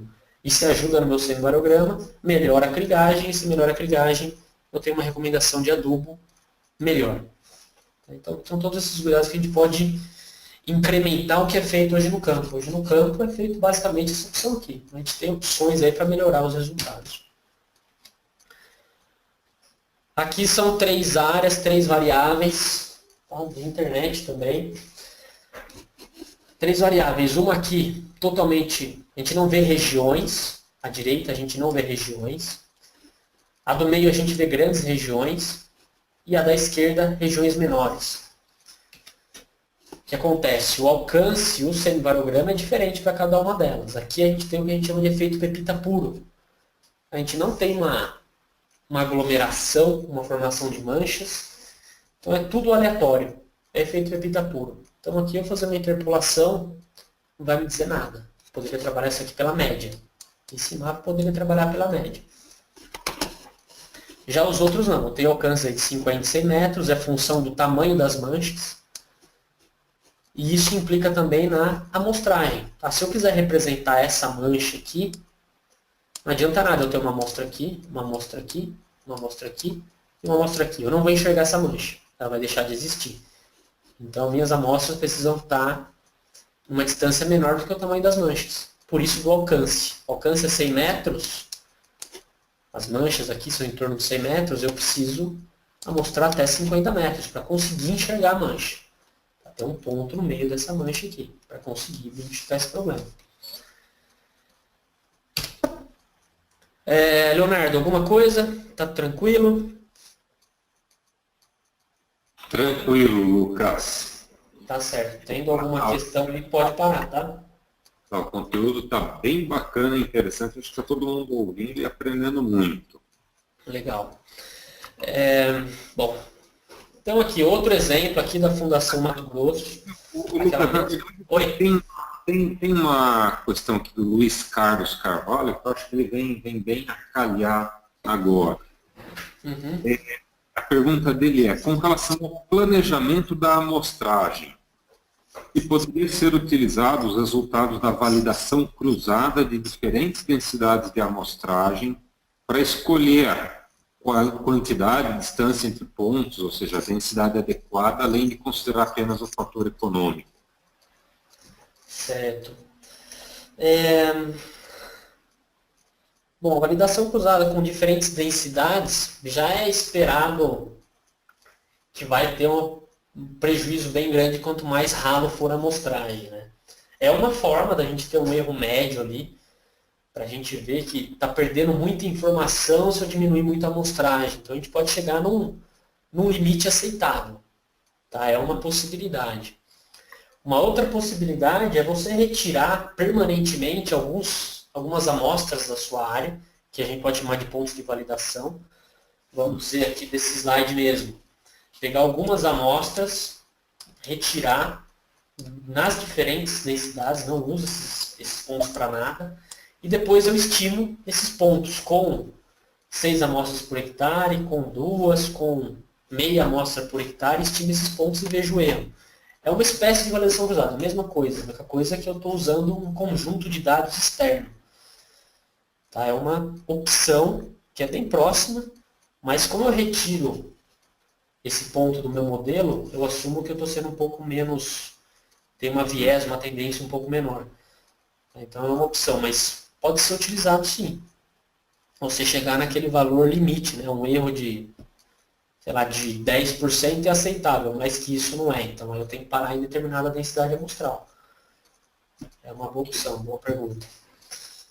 Na verdade, assim, a gente só se fiar na questão econômica, aí sim a gente pode estar assumindo um erro desconhecido, né? Só econômico a gente acaba tendo muito problema, né? A gente pode não representar a variabilidade, se a gente não representa, o nosso mapa depois é ruim e a cultura não responde. Aí queima a agricultura de precisão, queima a tecnologia. Então tem que tomar cuidado com isso. Ok, beleza, vamos lá. Tá bem? Então vamos lá. Bom, aqui um outro exemplo, como aqueles que eu já mostrei da Fundação Mato Grosso, tá? Densidades amostrais altas, e depois vai raleando aqui até 4 amostras, 4 hectares por amostra, que é muito utilizado. Então, poucos pontos. A influência na recomendação, na inferência da CTC, mapeamento da CTC. Aqui seria a nossa referência. E aqui raleando, né? A gente vê que muda bastante. Esse trabalho ainda foi feito em interpolação pelo inverso da distância e a interpolação por crigagem. E aqui a gente enxerga algumas diferenças. A gente enxerga o característico do inverso da distância, que são esses olhos de boi aqui, essas regiões concêntricas. São bem características do inverso da distância. A crigagem ela já tem um comportamento um pouco mais contínuo, tá? Varia menos, a gente consegue enxergar regiões, faz um pouco mais de sentido naturalmente, né? Agronomicamente. Então ela é um pouquinho melhor. Olhando assim, a gente acha que tem uma grande diferença, a gente precisa tomar cuidado muitas vezes com cor de mapa, com seleção de classes, tá? Porque olhando assim parece muito diferente, crigagem versus distância. Se a gente for subtrair um mapa pelo outro, a diferença a gente vai ver que muitas vezes não é significativa. Então, a diferença de CTC aí de 0,2, de 0,3, que é muito pequena, embora visualmente pareça diferente, muitas vezes a gente pode olhar, pela validação cruzada, inclusive, pode olhar e ver que não tem tanta diferença assim. Tá, mas aqui dá para observar já uma característica da crigagem, que é essa suavização. É bem interessante. Aqui, em termos de prescrição de dose de calcário, né? Mesmo experimento da Fundação Mato Grosso. Só que aqui com a recomendação a gente vê diferenças também. Tá? As regiões concêntricas continuam. Aqui eu já tenho outras regiões. Tá? Mas se a gente fizer um menos o outro, a gente vai ver que a dose de calcário vai variar. Em alguns locais aí, 100 kg, 200 kg. E que praticamente, na prática, não é algo que se preocupe tanto, né? Mas a região aqui, problemática, está marcada, está definida. Aqui, quando a gente tem densidades menores, aí a gente já perde algumas informações. Aqui começa a ser problemático. Então, só mais um exemplo para ilustrar. Aqui mais um exemplo, inverso da distância, inverso do quadrado da distância. E aqui crigagem, observe que o mapa é muito semelhante. Foi feito aqui, no caso da crigagem, um semiparograma, bem ajustado. Está feita a interpolação, observem que está na mesma escala, então a diferença é pouca. Tá, são alguns detalhes, aqui os olhos de boi. Aqui o inverso da distância ele é fiel ao dado, então aqui é um ponto com teor de potássio alto, então ele começa a criar esses olhos de boi. A crigagem já suaviza um pouco, ela não é necessariamente fiel ao valor do ponto amostral. Por exemplo, aqui está tudo amarelo, aqui já está verde. Então é diferente. Mas a diferença semente é pequena. Mas aqui eu tenho uma grade amostral de 1 ponto por hectare. Se a gente ralhar isso aqui para 1 ponto a cada 5 hectares, a gente vai começar a ver mais problema e mais diferença entre os interpoladores. É uma simulação que eu poderia ter feito. A gente começa a ver mais problema, mais olho de boi, tá? A crigagem, o semibarograma começa a ser pior, então começa a ter mais erro também. Então são tudo coisas a se pesar. E aqui a validação cruzada. Ficou aqui a marcação, mas aqui é a validação cruzada. Crigagem em laranja, inverso da distância em azul. Observe que a crigagem foi um pouco superior, pouca coisa, em termos de R quadrado, de erro médio. Tá? Foi um pouco superior. A inclinação dela está um pouco mais próxima aqui da linha 1 para 1. Tá? Então ela está subestimando ou superestimando menos, tem menos erro nesse sentido, mas é pouca coisa. Isso pode ser uma diferença bem grande, bem pequena, vai ter muito fator influenciando nisso. Aqui uma possibilidade da crigagem que ela permite uma estimativa de incerteza de erro, nesse caso na predição de potássio. Observem que o erro, a incerteza que a gente tem próximo ao ponto é muito menor, porque eu tenho um ponto próximo que tem um peso bem elevado no cálculo dos pixels, esse pixel, esse pixel, esse pixel. Tá? Agora, quando eu começo a ter regiões com poucos pontos amostrais, aquele problema da aleatorização, aqui eu tenho uma grade não tão regular assim, eu começo a ter uma incerteza maior nessas regiões, nas bordas, tem menos ponto, a incerteza é maior. Então eu poderia, se eu soubesse isso a priori, poderia colocar um ponto aqui, um ponto de amostragem aqui, um ponto de amostragem aqui para melhorar essa informação. Mas isso é uma possibilidade que a crigagem permite, pelo algoritmo, pela fórmula que ela trabalha, ela permite estimar o erro. Tá? Dá para a gente ter uma ideia, embora não seja exato essa estimativa de erro. E a gente tem que ver se isso é significativo para a gente ou não. 0,2 milimol de carga de potássio, de 0,4, ver se é significativo ou não. Outra coisa é a probabilidade. Tá? Aqui a crigagem permite. Tem algumas simulações que fazem algo desse tipo também, que é basicamente fazer várias vezes a crigagem com diferentes inícios. Tá? Começa fazendo a crigagem daqui, depois faz a crigagem daqui, faz diferentes sentidos, diferentes formas de crigagem. Vamos dizer, 100 mapas de crigagem para a gente ter uma probabilidade do potássio ser maior ou menor que determinado valor.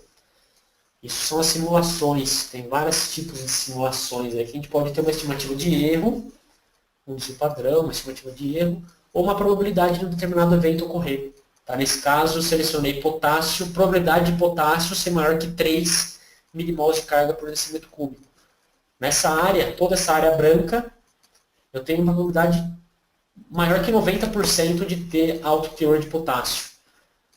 Aqui nessa pequena região eu tenho algumas incertezas. Tá? Eu começo a pensar se eu devo aplicar potássio aqui ou não, nessa abordagem, né, pensando no limite aí, um ponto de corte. Embora para a gente não faça muito sentido, faça mais sentido ter um mapa contínuo e fazer a aplicação em taxa variável. Eu estou mostrando isso aqui porque esse tipo de análise de probabilidade em simulações tem especial uso quando a gente tem um nível de controle bem estabelecido.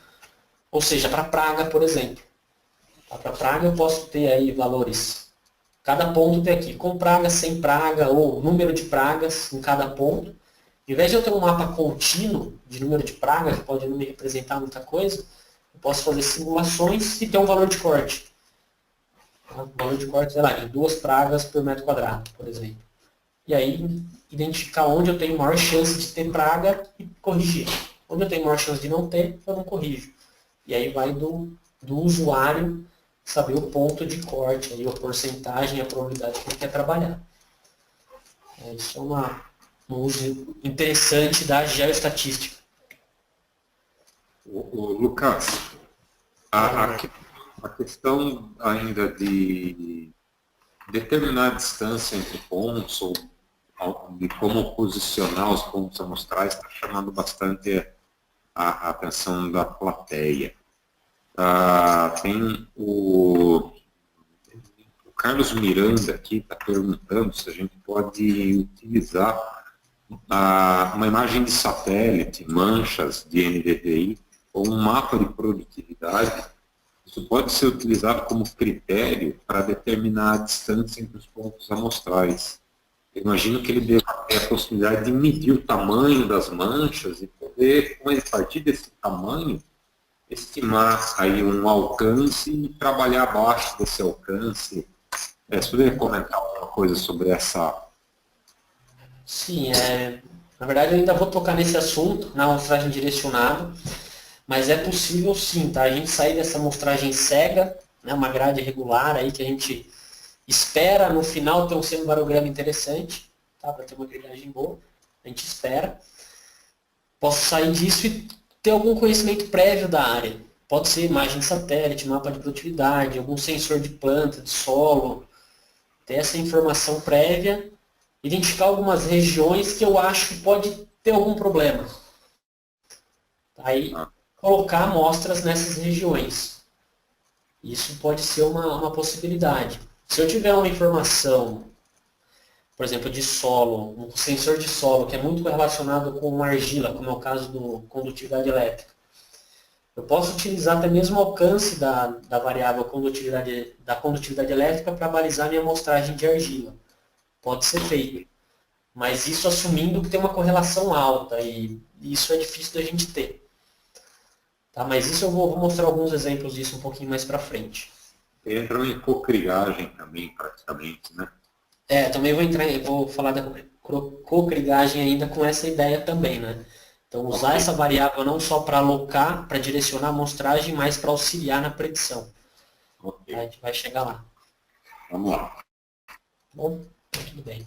Aqui alguns detalhes eu coloquei para vocês, eu vou passar um pouco rápido, tá? A gente está detalhando um pouco mais alguns outros parâmetros, mas para a construção do semivarograma, tem alguns detalhes que a gente precisa ter cuidado. Muitas vezes a gente analisa, no caso aqui do fósforo, por exemplo, é convencional, é rotineiro a gente ter um efeito pepita puro, tá? Que é isso aqui, a gente não tem um efeito pepi, um alcance, um patamar, a gente não tem esse comportamento, a gente tem uma linha reta. Ou seja, a localização das amostras, a distância entre as amostras não está influenciando no valor delas. Tá? Então, o valor é totalmente aleatório. Isso é corriqueiro de acontecer. Mas isso pode estar acontecendo porque alguns cuidados não foram tomados. Desde a amostragem, né, como eu já falei, a gente poderia ter pontos, uma amostragem mais próxima, e de repente eu consegui ter esses pontos aqui, consegui ter um semivarograma. Não foi o caso. Tá? Mas tem algumas questões geoestatísticas que têm que ser levadas em conta. Por exemplo, o número mínimo de dados. Número mínimo, eu já vi gente amostrando o talhão, tá? Coletando 15 pontos, 15 amostras no talhão e querendo fazer cribagem. O programa faz, o programa sempre faz. Tá? Só que quando eu faço esse semivarograma com poucos pontos, eu tenho muita incerteza, eu tenho muito pouca informação. Então, os geoestatísticos aí recomendam que pelo menos 50 pontos eu preciso ter. Tá usando nesse semivarograma, ter coletado no campo para ter uma cribagem com uma certa confiabilidade. Tá? Então não adianta nada eu ter 10 pontos que eu mostrei no talhão pequeno e querer fazer a cribagem. Não vai dar certo. Dá certo, dá. Vai ter um mapa, vai variar, mas vai ter bastante incerteza. E uma outra questão também é que cada pontinho desse aqui, que é uma média de semivariâncias, de pares, em cada pontinho desse eu preciso estar trabalhando com no mínimo 30 pares de pontos. Então se eu tenho 10 amostras por área, eu já não consigo isso nem de longe. Então eu preciso de um número significativo de amostras, maior que 50, alguns falam 100 amostras, para ter um semivarograma interessante. E o número de lags, que é o número de médias aí para a gente ter esse ponto, médias de variância, de semivariância, tem que ser superior a 30. Tá? Nesse caso eu tenho aqui boa parte, tenho próximo a 5. Toda essa parte eu tenho só umas 5, 10 pares. E aqui eu tenho muita incerteza. Isso é estatístico, tá? Aquela questão de estatística, grau de liberdade, 30 observações é um valor confiável, menos que isso começa a desconfiar, tá? Ter mais erro. Então, essa é uma questão. Outra questão, remover tendência. Até coloquei remover em itálico, porque muita gente não é remover, a gente trabalha, a gente assume que a tendência existe e trabalha com ela. Tá? Por exemplo, aqui esse aqui é um gráfico de altitude, um semivarograma de altitude. Esse aqui é o semivarograma com dados originais. É o semivarograma experimental, né? Nem parece, é uma linha. Observem que ele não estabiliza, ele não tem um patamar. Isso é função de uma tendência que existe na área. Essa tendência é realmente o declive, é a altitude.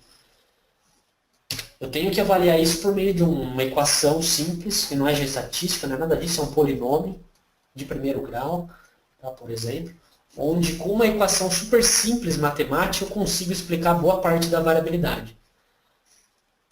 Então essa equação super simples explica boa parte da variabilidade, a variabilidade macro, né? E aí depois, em cada um desses pontos amostrais, que são os pontos amostrais, eu vou ter uma estimativa por esse polinômio e o valor medido. Então eu vou fazer um menos o outro, para ter o resíduo. Então o valor estimado pelo polinômio menos o valor real tem o resíduo.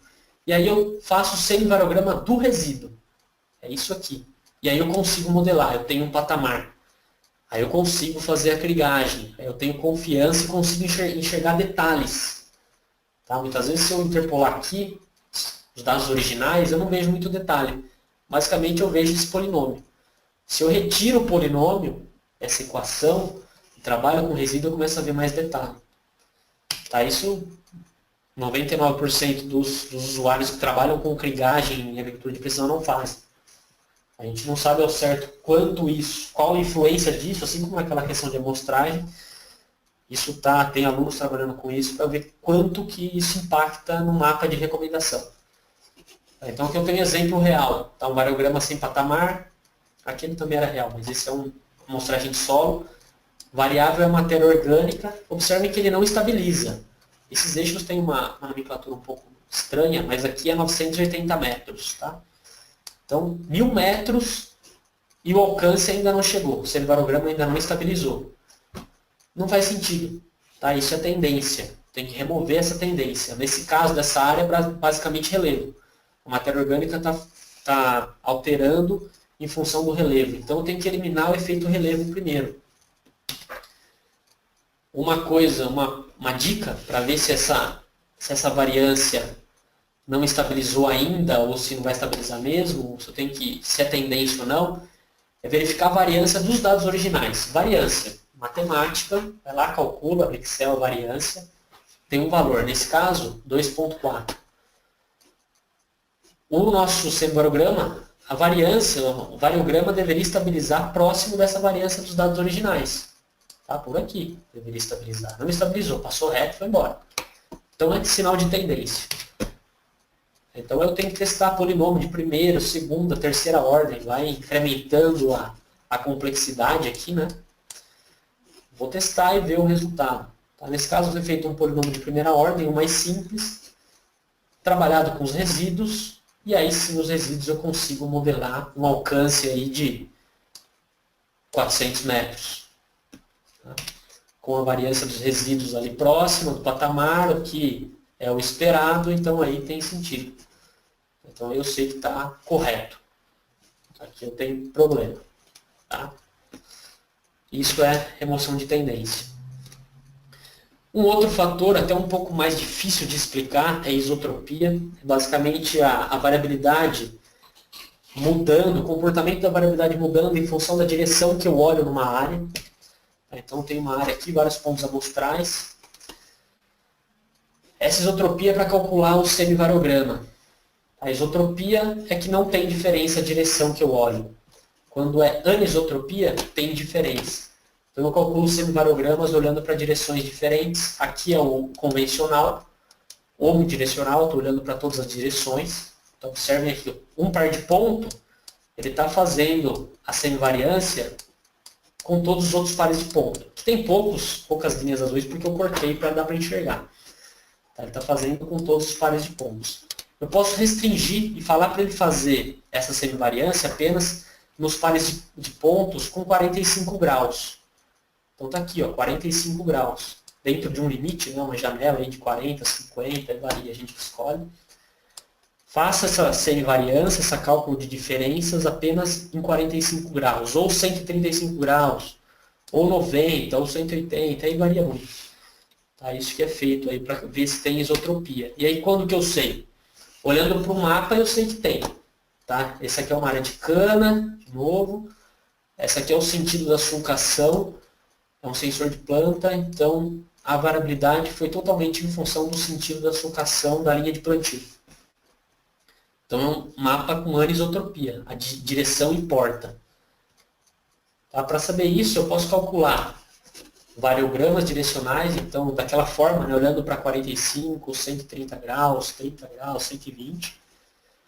Alguns programas têm esse mapa variográfico, tá? Aqui é basicamente um variograma no formato de... Em cada local aqui eu tenho um semivariograma, mas eu consigo enxergar que a menor variabilidade está nessa direção, olhando aqui para a escala, aqui é a variância, menor variância, 5,9, nessa direção, e maior variância na perpendicular. Aqui é a linha de plantio, como eu mostrei aqui nesse mapa, a linha de plantio, e aqui é perpendicular à linha de plantio, a maior variabilidade. Aqui, ó, maior variabilidade. Então eu sei que existe, sem olhar o variograma direcional, eu sei que existe. Eu posso regular isso daqui. Tá? Para vocês entenderem na prática o que é isso, aqui são pontos amostrais daquela mesma área, todos esses pontinhos azuis aqui. Nesse caso, a crigagem, quando há isotropia, ou seja, direção não importa, a crigagem faz um raio e dá peso para todos os pontos dentro desse raio. Quando eu tenho isso aqui vai se deslocando, né? Vai se deslocando no campo essa esfera, vai se deslocando e interpolando. Quando tem anisotropia, ou seja, a direção importa, eu tenho uma elipse. Eu que sei o alcance nesse sentido, o alcance do variograma nesse sentido, eu tenho uma elipse. Isso aqui se desloca no campo. Na prática é isso que acontece. Aqui só para exemplificar, ó. Esse aqui é o ArcGIS que eu utilizei para boa parte desses dados. Ele fala aqui que esse ponto 65, a identificação do ponto, 89% do valor que eu estimei para esse X aqui, ó, 89% é o peso do ponto 65. Depois, 15% é do ponto 53, 52, assim vai. Aqui, com o ArcGIS, a gente vê quais os pontos que estão sendo levados em conta para estimar esse valor aqui central. Aí dá para a gente ter uma ideia como que é o peso, né? Então 90%, só um ponto interferiu. Então os outros são porcentagens menores. Por aí vai. Isso é isotropia. Já mais uns 10 minutos, acho que a gente já acaba. Acredito ficar bem maçante, né? Mas agora entrando naquela questão da amostragem direcionada e cocrigagem. Tá? Então a amostragem adequada, esse espaçamento entre amostras é menor do que as manchas, como eu já falei para vocês. Tá? Aqui eu tenho um mapa, eu tenho as manchas. Para eu saber que essa mancha aqui existe, eu tenho que ter um ponto. Então aqui ela foi adequada. Tá? Meu espaçamento é menor do que mancha. Na verdade aqui não é isso. Foi amostragem inteligente.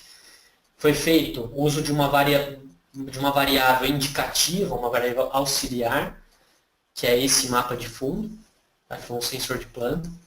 Com base nessa variação, eu aloquei as minhas amostras. Tá? Fez o direcionamento, amostragem inteligente. Tá? Então eu coloquei nas minhas manchas. Tá? Mancha. Espacializei um pouco para ter um mapa, mas tentei buscar as manchas. Então essa amostragem começando a refinar, né? Saindo daquela amostragem cega. Uma opção é essa que o Guilherme vem trabalhando aqui no CTBE. Ele é um parceiro nosso, faz doutorado aqui na Unicamp, junto com o professor Paulo Graziano. Eles vêm investigando a possibilidade de uso de um sensor de condutividade elétrica do solo. Para quem não conhece, é um sensor em contato com o solo ou trabalhando bem próximo do solo, que o sinal que ele emite tem relação com variação do solo, a gente não sabe bem o que, tá? Muita coisa influencia, mas é principalmente teor de água e, consequentemente, textura. Então ele passa esse sensor, aqui estão os pontos, né, as linhas amarelas, são pontos bem pequenos, muito densos. Tá? Aqui os resultados da condutividade elétrica, a gente vê que tem variação nessa área, eu tenho um padrão de solo diferente dessa área de cima. Tá? Aqui é a função de relevo, a gente conhece essa área. Então ele usa essa informação para balizar a amostragem. Tá? Então ao invés de ter uma amostragem cega, em grade regular, como essa do lado esquerdo, tem uma amostragem direcionada. Olhando para as manchas, ele sabe que esse solo vermelho provavelmente seja um tipo de solo, alguma coisa está influenciando. Então ele busca fazer a amostragem nessa região vermelha. Aqui nessa região, um pouco mais laranja, aqui nessa outra região, para tentar enxergar o máximo possível a variabilidade. Se eu consigo ter uma boa estimativa da variabilidade, valores menores, maiores do que eu estou medindo, o meu semivarograma também é melhor ajustado. Então a gente acredita que alocando as amostras eu consigo ter ganho na crigagem. Diminuir incerteza, ou então eu posso diminuir o número de amostras usando esse direcionamento. Tenho a mesma informação, coletando, por exemplo, 20 pontos, 20 pontos não, muito pouco, 50 pontos, mesma coisa do que coletar 70. É um ganho de informação. Essa é a proposta que o Guilherme vem trabalhando. A proposta que fizeram uma pergunta, direcionar por imagem de satélite vem sendo bastante utilizado, principalmente aí NDVI, né, que é um índice que indica vigor de planta. Então eu sei que nessa região eu tenho um vigor mais alto de planta. A ideia aqui é alocar pontos onde eu tenho vigor mais alto, vigor mais baixo, tá? E assim trabalhar dessa forma. Por quê? Eu assumo que tem grande chance do vigor mais alto ou mais baixo ser função de algum problema de solo. Se for, eu captei essa variação. Então, se eu captei essa variação, eu tenho uma amplitude melhor dos dados, eu tenho um semivarograma melhor. Pode ser que eu chegue à conclusão que aqui mudou essa vigor de planta por conta de praga. Tudo bem, eu uso a informação de solo ainda. Tá? Quer dizer, a gente acredita que pode melhorar bastante o resultado da crigagem, nesse caso. Uma coisa aí adicional ou que se incrementa, então se eu conheço a variabilidade das áreas, eu sei se eu posso ter mais ou menos amostras. Aqui um exemplo do colega Rodrigo, está lá ele está terminando mestrado no Exalc, o professor Molim, e trabalha numa fazenda, tá, no Centro-Oeste. Aqui essa ideia, ele pegou uma imagem de satélite, identificou áreas heterogêneas, com bastante variabilidade, áreas um pouco mais homogêneas, e com isso ele sabe que áreas mais homogêneas ele pode ter menos amostra. tem menos mancha, menos variação, tem menos amostra. A área com maior heterogeneidade precisa de mais amostras. Então é um auxiliar. Essas são as variáveis auxiliares. Leonardo, alguma pergunta? Tem sim uma aqui sobre a questão das imagens. Também o Carlos Miranda, se nesse direcionamento tem algum critério para estabelecer distância entre pontos. Tem alguma coisa que a gente pode olhar objetivamente na imagem para entender distância. Certo. Carlos, essa é uma resposta que eu não tenho, tá? A gente tem essas dúvidas aqui, com alguns alunos que estão trabalhando nessa linha de direcionar a amostragem. A gente não consegue ser preciso nisso ainda, não ter uma posição. Algo que é claro se a gente quer uma interpolação, a gente não pode ter poucos pontos, ou essa questão de ter muitos pontos concentrados numa região e poucos em outros. Prejudica um pouco a estimativa, tá? A gente dá muito peso aqui para essa região. Então a gente tem que tomar um pouco de cuidado. Mas essa distância mínima realmente a gente não tem. Tá? O ideal é que a gente tenha o mais próximo de uma grade possível para evitar aquele problema de ter muita incerteza onde eu não tenho amostra. Lá no começo da apresentação eu falei para vocês. Se eu não tenho amostra aqui, eu tenho bastante incerteza. E aí eu tenho uma chance de errar grande. Então é ideal que tenha uma grade aí, tá? Mas não tem essa resposta. Tem a questão de usar o alcance da variável auxiliar, no caso de condutividade elétrica, por exemplo, um alcance de 100 metros, então eu adoto que da argila vai ser 100 metros também, tá? Mas ainda, como as correlações não são muito altas, isso é um pouco arriscado. Vai na questão do risco também, que o Leonardo apontou bem, né? É arriscado, a gente pode ter um resultado bom ou não. Tá? Mas eu não tenho essa resposta hoje. Ok. Vamos lá. Tudo bem. Bom, então essa questão de direcionamento, tá? Ainda tem muita coisa aí sendo feita na prática. É duro a gente ter uma quantificação disso, o que é o ideal. Vai variar muito com a variabilidade, com a variável que a gente está medindo. É algo mais prático mesmo, a gente ir adotando e vendo os resultados. E essas variáveis auxiliares, elas podem, além de auxiliar a locação das amostras, também auxiliar na predição. Então, usar, nesse caso, por exemplo, um sensor de condutividade elétrica, que está aqui em cima, que são esses pontos aqui em verde, que aparece até que é risco, que é linha, mas não é, são pontos. Usar essa informação densa do sensor para auxiliar na predição dos valores de solo, que são essas amostragens aqui, em preto. Tá? Eu posso usar essas informações, que a gente chama de coestimativa geoestatística. Nome chique aí, também. É uma estimativa com uma variável auxiliar. Tá? Então, fazer a crigagem com uma variável auxiliar. Tem alguns tipos. Tá? Tem a cocrigagem, que aí tem alguns métodos de cocrigagem. E um método parecido, com a mesma lógica, mas o algoritmo não é tão parecido assim, é a crigagem com deriva externa. Eu vou mostrar rapidamente o que são essas opções aí. Okay. Tem ainda muita dúvida, na verdade tem pouca coisa, muito pouca coisa de aplicação em agricultura de precisão com cocrigagem, tá? Para a gente estimar erro, estimar quanto que a cocrigagem auxilia no mapeamento de fósforo, no mapeamento de argila. A gente tem pouca coisa ainda. A gente sabe que melhora, mas quanto melhora ainda é uma incógnita.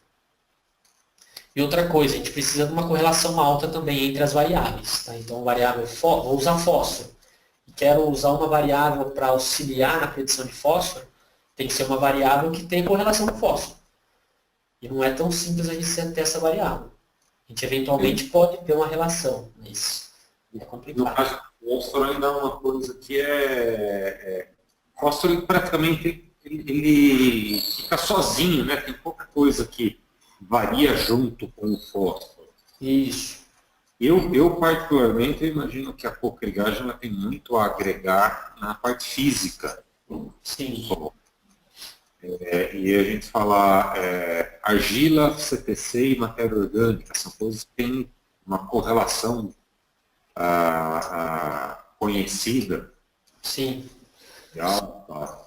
Perfeito. Acho que isso realmente é onde a gente pode mais evoluir com cocrigagem, ou crigagem por deriva externa, usando sensores. Sensor de condutividade elétrica tem uma boa relação com textura, a gente sabe disso.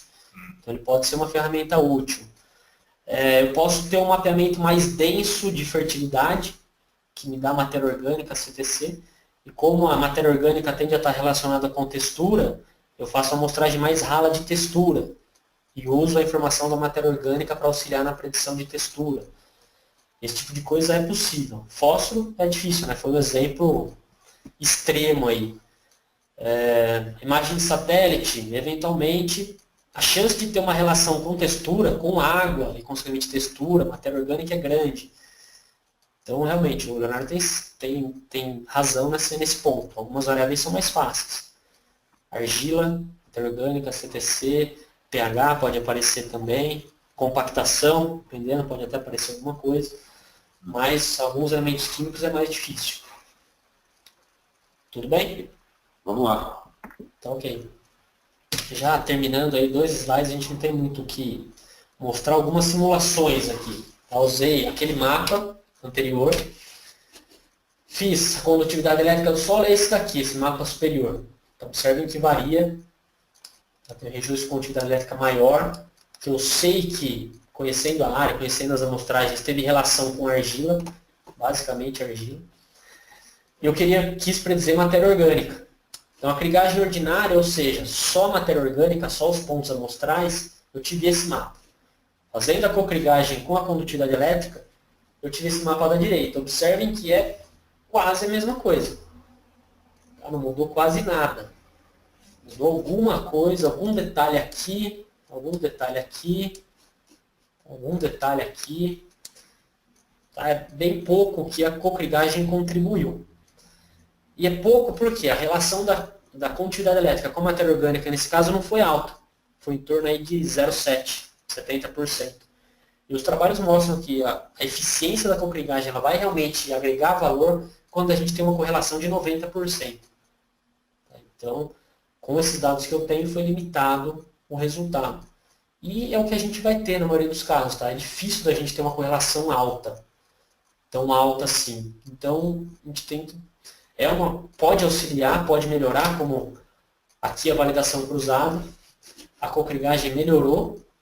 Tá? O quadrado está maior, o erro está menor, melhorou, mas são detalhes. É tudo refinamento. Tá? Refinamento da investigação. Então a gente tem que, ainda temos que trabalhar mais nisso, investigar mais, ver o ganho em termos de adubo, por exemplo. É uma questão ainda que tem muito espaço para ser trabalhado. Aqui um outro exemplo que eu achei na internet, aqui desse autor, um exemplo antigo até, onde ele tem postos meteorológicos, tá? Então locais onde ele mediu a precipitação, que são limitados, tá? São dados limitados. A cocrigagem, só abrindo parênteses, a cocrigagem é muito utilizada, a cocrigagem de deriva externa, na parte de mineração. Tá? Com base em algumas variáveis fáceis de medir, eu estimo onde eu tenho maior chance de ter petróleo, por exemplo. E aí eu furo o poço. Então, com base em variáveis auxiliares, eu tenho estimativas e vejo onde eu vou investir para investigar realmente. Então, aqui a ideia é isso daí. Eu tenho uma variável pouco densa, precipitação, uma variável muito densa que é a elevação. Ele tentou utilizar a elevação do terreno para auxiliar na predição da precipitação. Ele testou aí, fez crigagem inverso da distância. Observem que a gente tem mapas aí contínuos, tá? Mas aí ele tentou algum tipo de cocrigagem. A cocrigagem ordinária, a crigagem ordinária, é a crigagem mais utilizada pela gente. Tem vários tipos de crigagem também, que eu nem comentei. Então aqui ele usou a cocrigagem, que ela faz o quê? A variável primária, precipitação, e usou a correlação com a elevação para predizer os valores. Então o mapa ainda fica muito parecido com a crigagem ordinária. Ganha algumas informações de feições. Porque ele faz uma correlação direta. A dificuldade da cocrigagem também, a gente tem que fazer o semivarograma da variável primária, da precipitação, da secundária, da elevação, variograma cruzado, que muitas vezes a gente não consegue bons resultados, então é difícil. E a outra opção é a crigagem com deriva externa. Nesse caso, ele dá um peso muito grande para a variável secundária. A distribuição aqui vocês veem que fica muito parecida com a elevação. E aí atribui os valores da variável primária, que é a precipitação. Então vai ficar muito mais parecido. Infelizmente ele não correlacionou, aí não fez uma validação cruzada, nada disso. Foi só mais para ilustrar a diferença. E aí está bem a diferença, tá, gente? Isso falta, isso ainda está aberto a bastante discussão, bastante trabalho aí na área de agricultura de precisão. Bom, eu encerro por aqui, que eu tinha para mostrar isso. Foi bastante coisa, sem dúvida, mas o webinar vai estar aí disponível, tá? Então vocês podem ver de novo, pesquisar um pouco mais sobre o assunto, me contactar, tá aí no e-mail, se precisarem, telefone.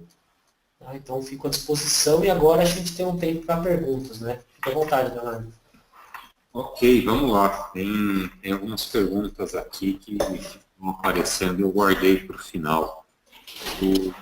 O Salomão aqui, ele está praticamente pedindo uma orientação, ele está dizendo que fez uma trigagem e o R2 deu negativo.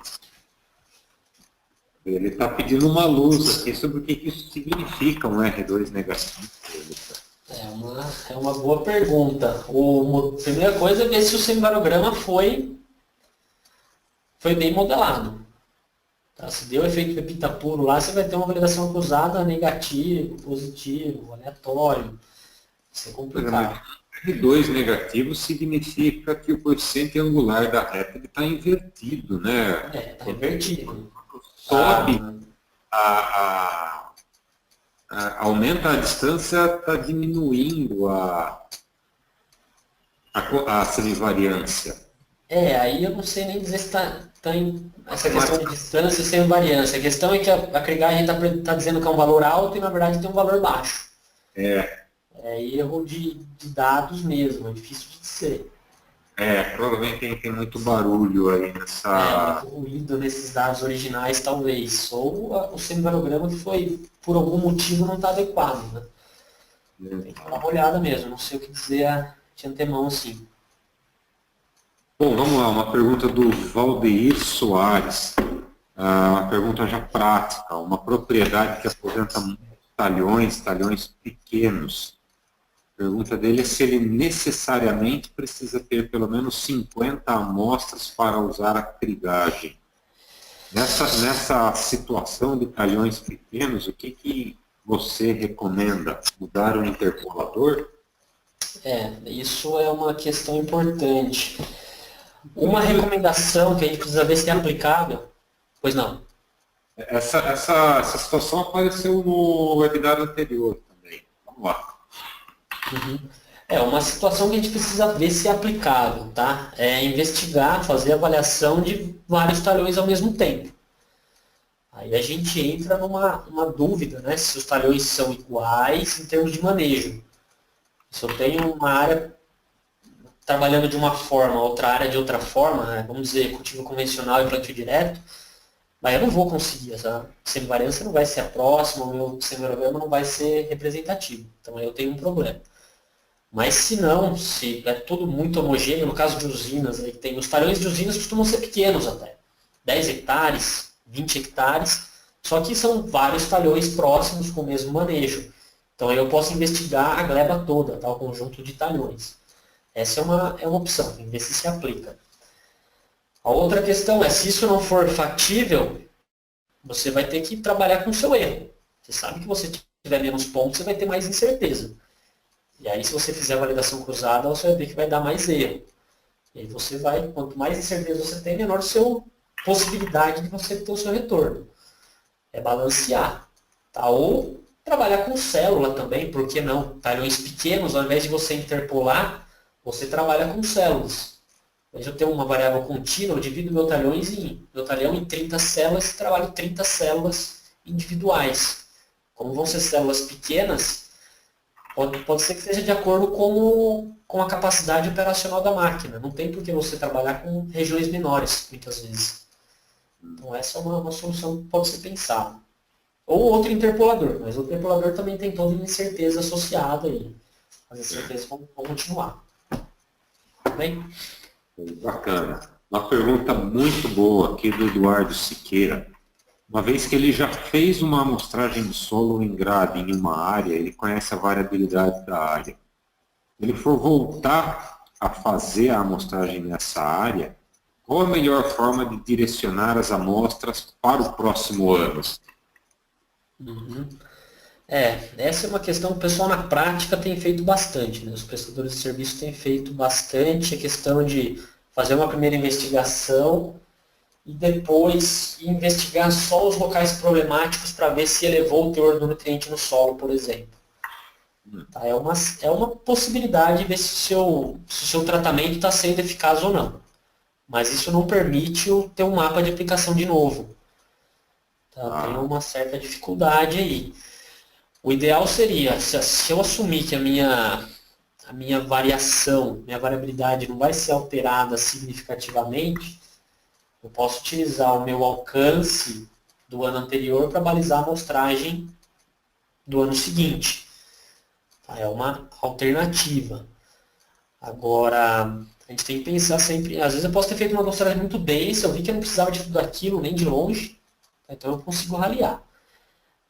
Mas também isso varia muito, né? Eu não sei dizer exatamente como o pessoal está trabalhando aí. Eu faria o que? Uma amostragem densa de princípio, verifico o semibarograma e a partir daí começo a trabalhar com o que o semibarograma me indicou. E sempre avaliando de novo, né, se foi adequado ou não. Posso continuar diminuindo nos anos seguintes ou aumentar, avaliar sempre aqueles pontos problemáticos, ver se está sendo tratado realmente ou não. Isso que eu faria, né, pensando assim. Mas tem várias abordagens aí no mercado. Ok. Tem mais duas perguntas aqui que são, deixa eu ver, do Cleiton, Luiz e do Edmir. Então, com relação a programas, softwares. O Cleiton pergunta se existe algum software para unir dados de NDVI com atividade elétrica. Já o Edmir pergunta sobre quais softwares adequados para trabalhar com semivariograma, validação cruzada. Para reduzir, abordar essas duas perguntas numa única resposta. Certo. Eu não sei bem por que gostaria de unir NDVI com condutividade elétrica. Se for unir numa tabela só, eu faço no Excel. Tá? Pode fazer no Excel, pode fazer em qualquer lugar aí.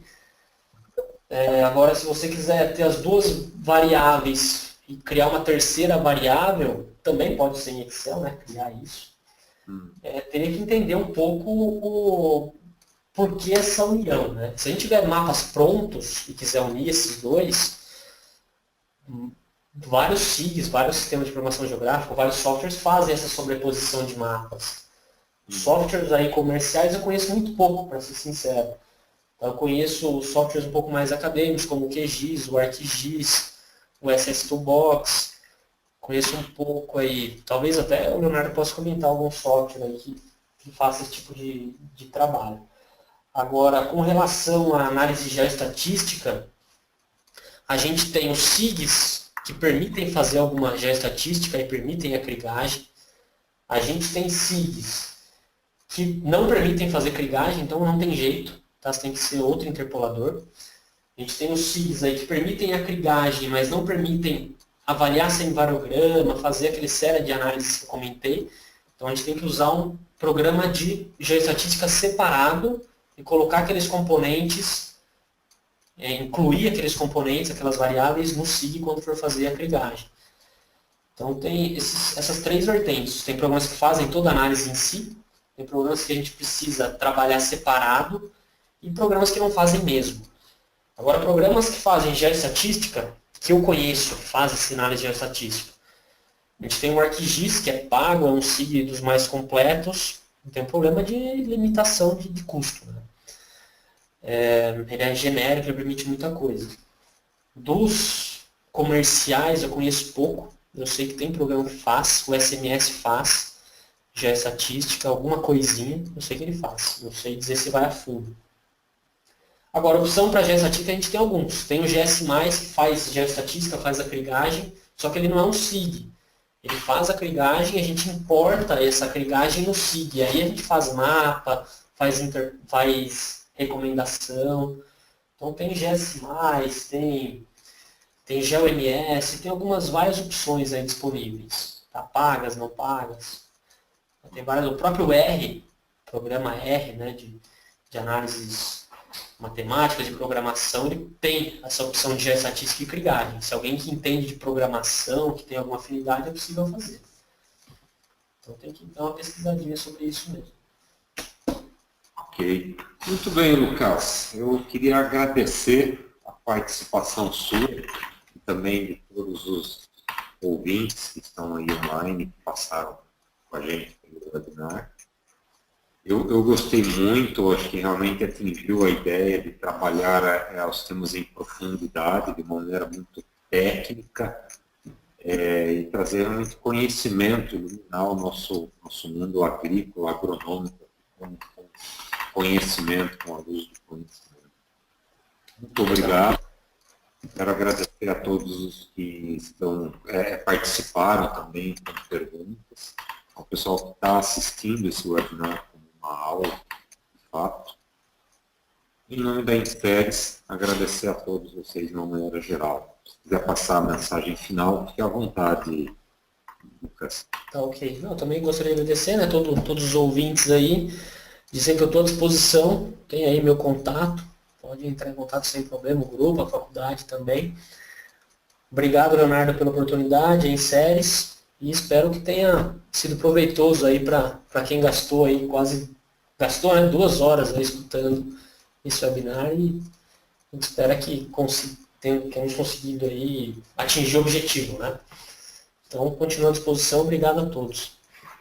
Muito obrigado a todos. Esse webinar vai estar disponível no site da Inseres para quem quiser assistir depois online. Uma boa tarde, uma boa noite, aqui já está escuro, e um abraço a todos, até o nosso próximo evento. Até mais!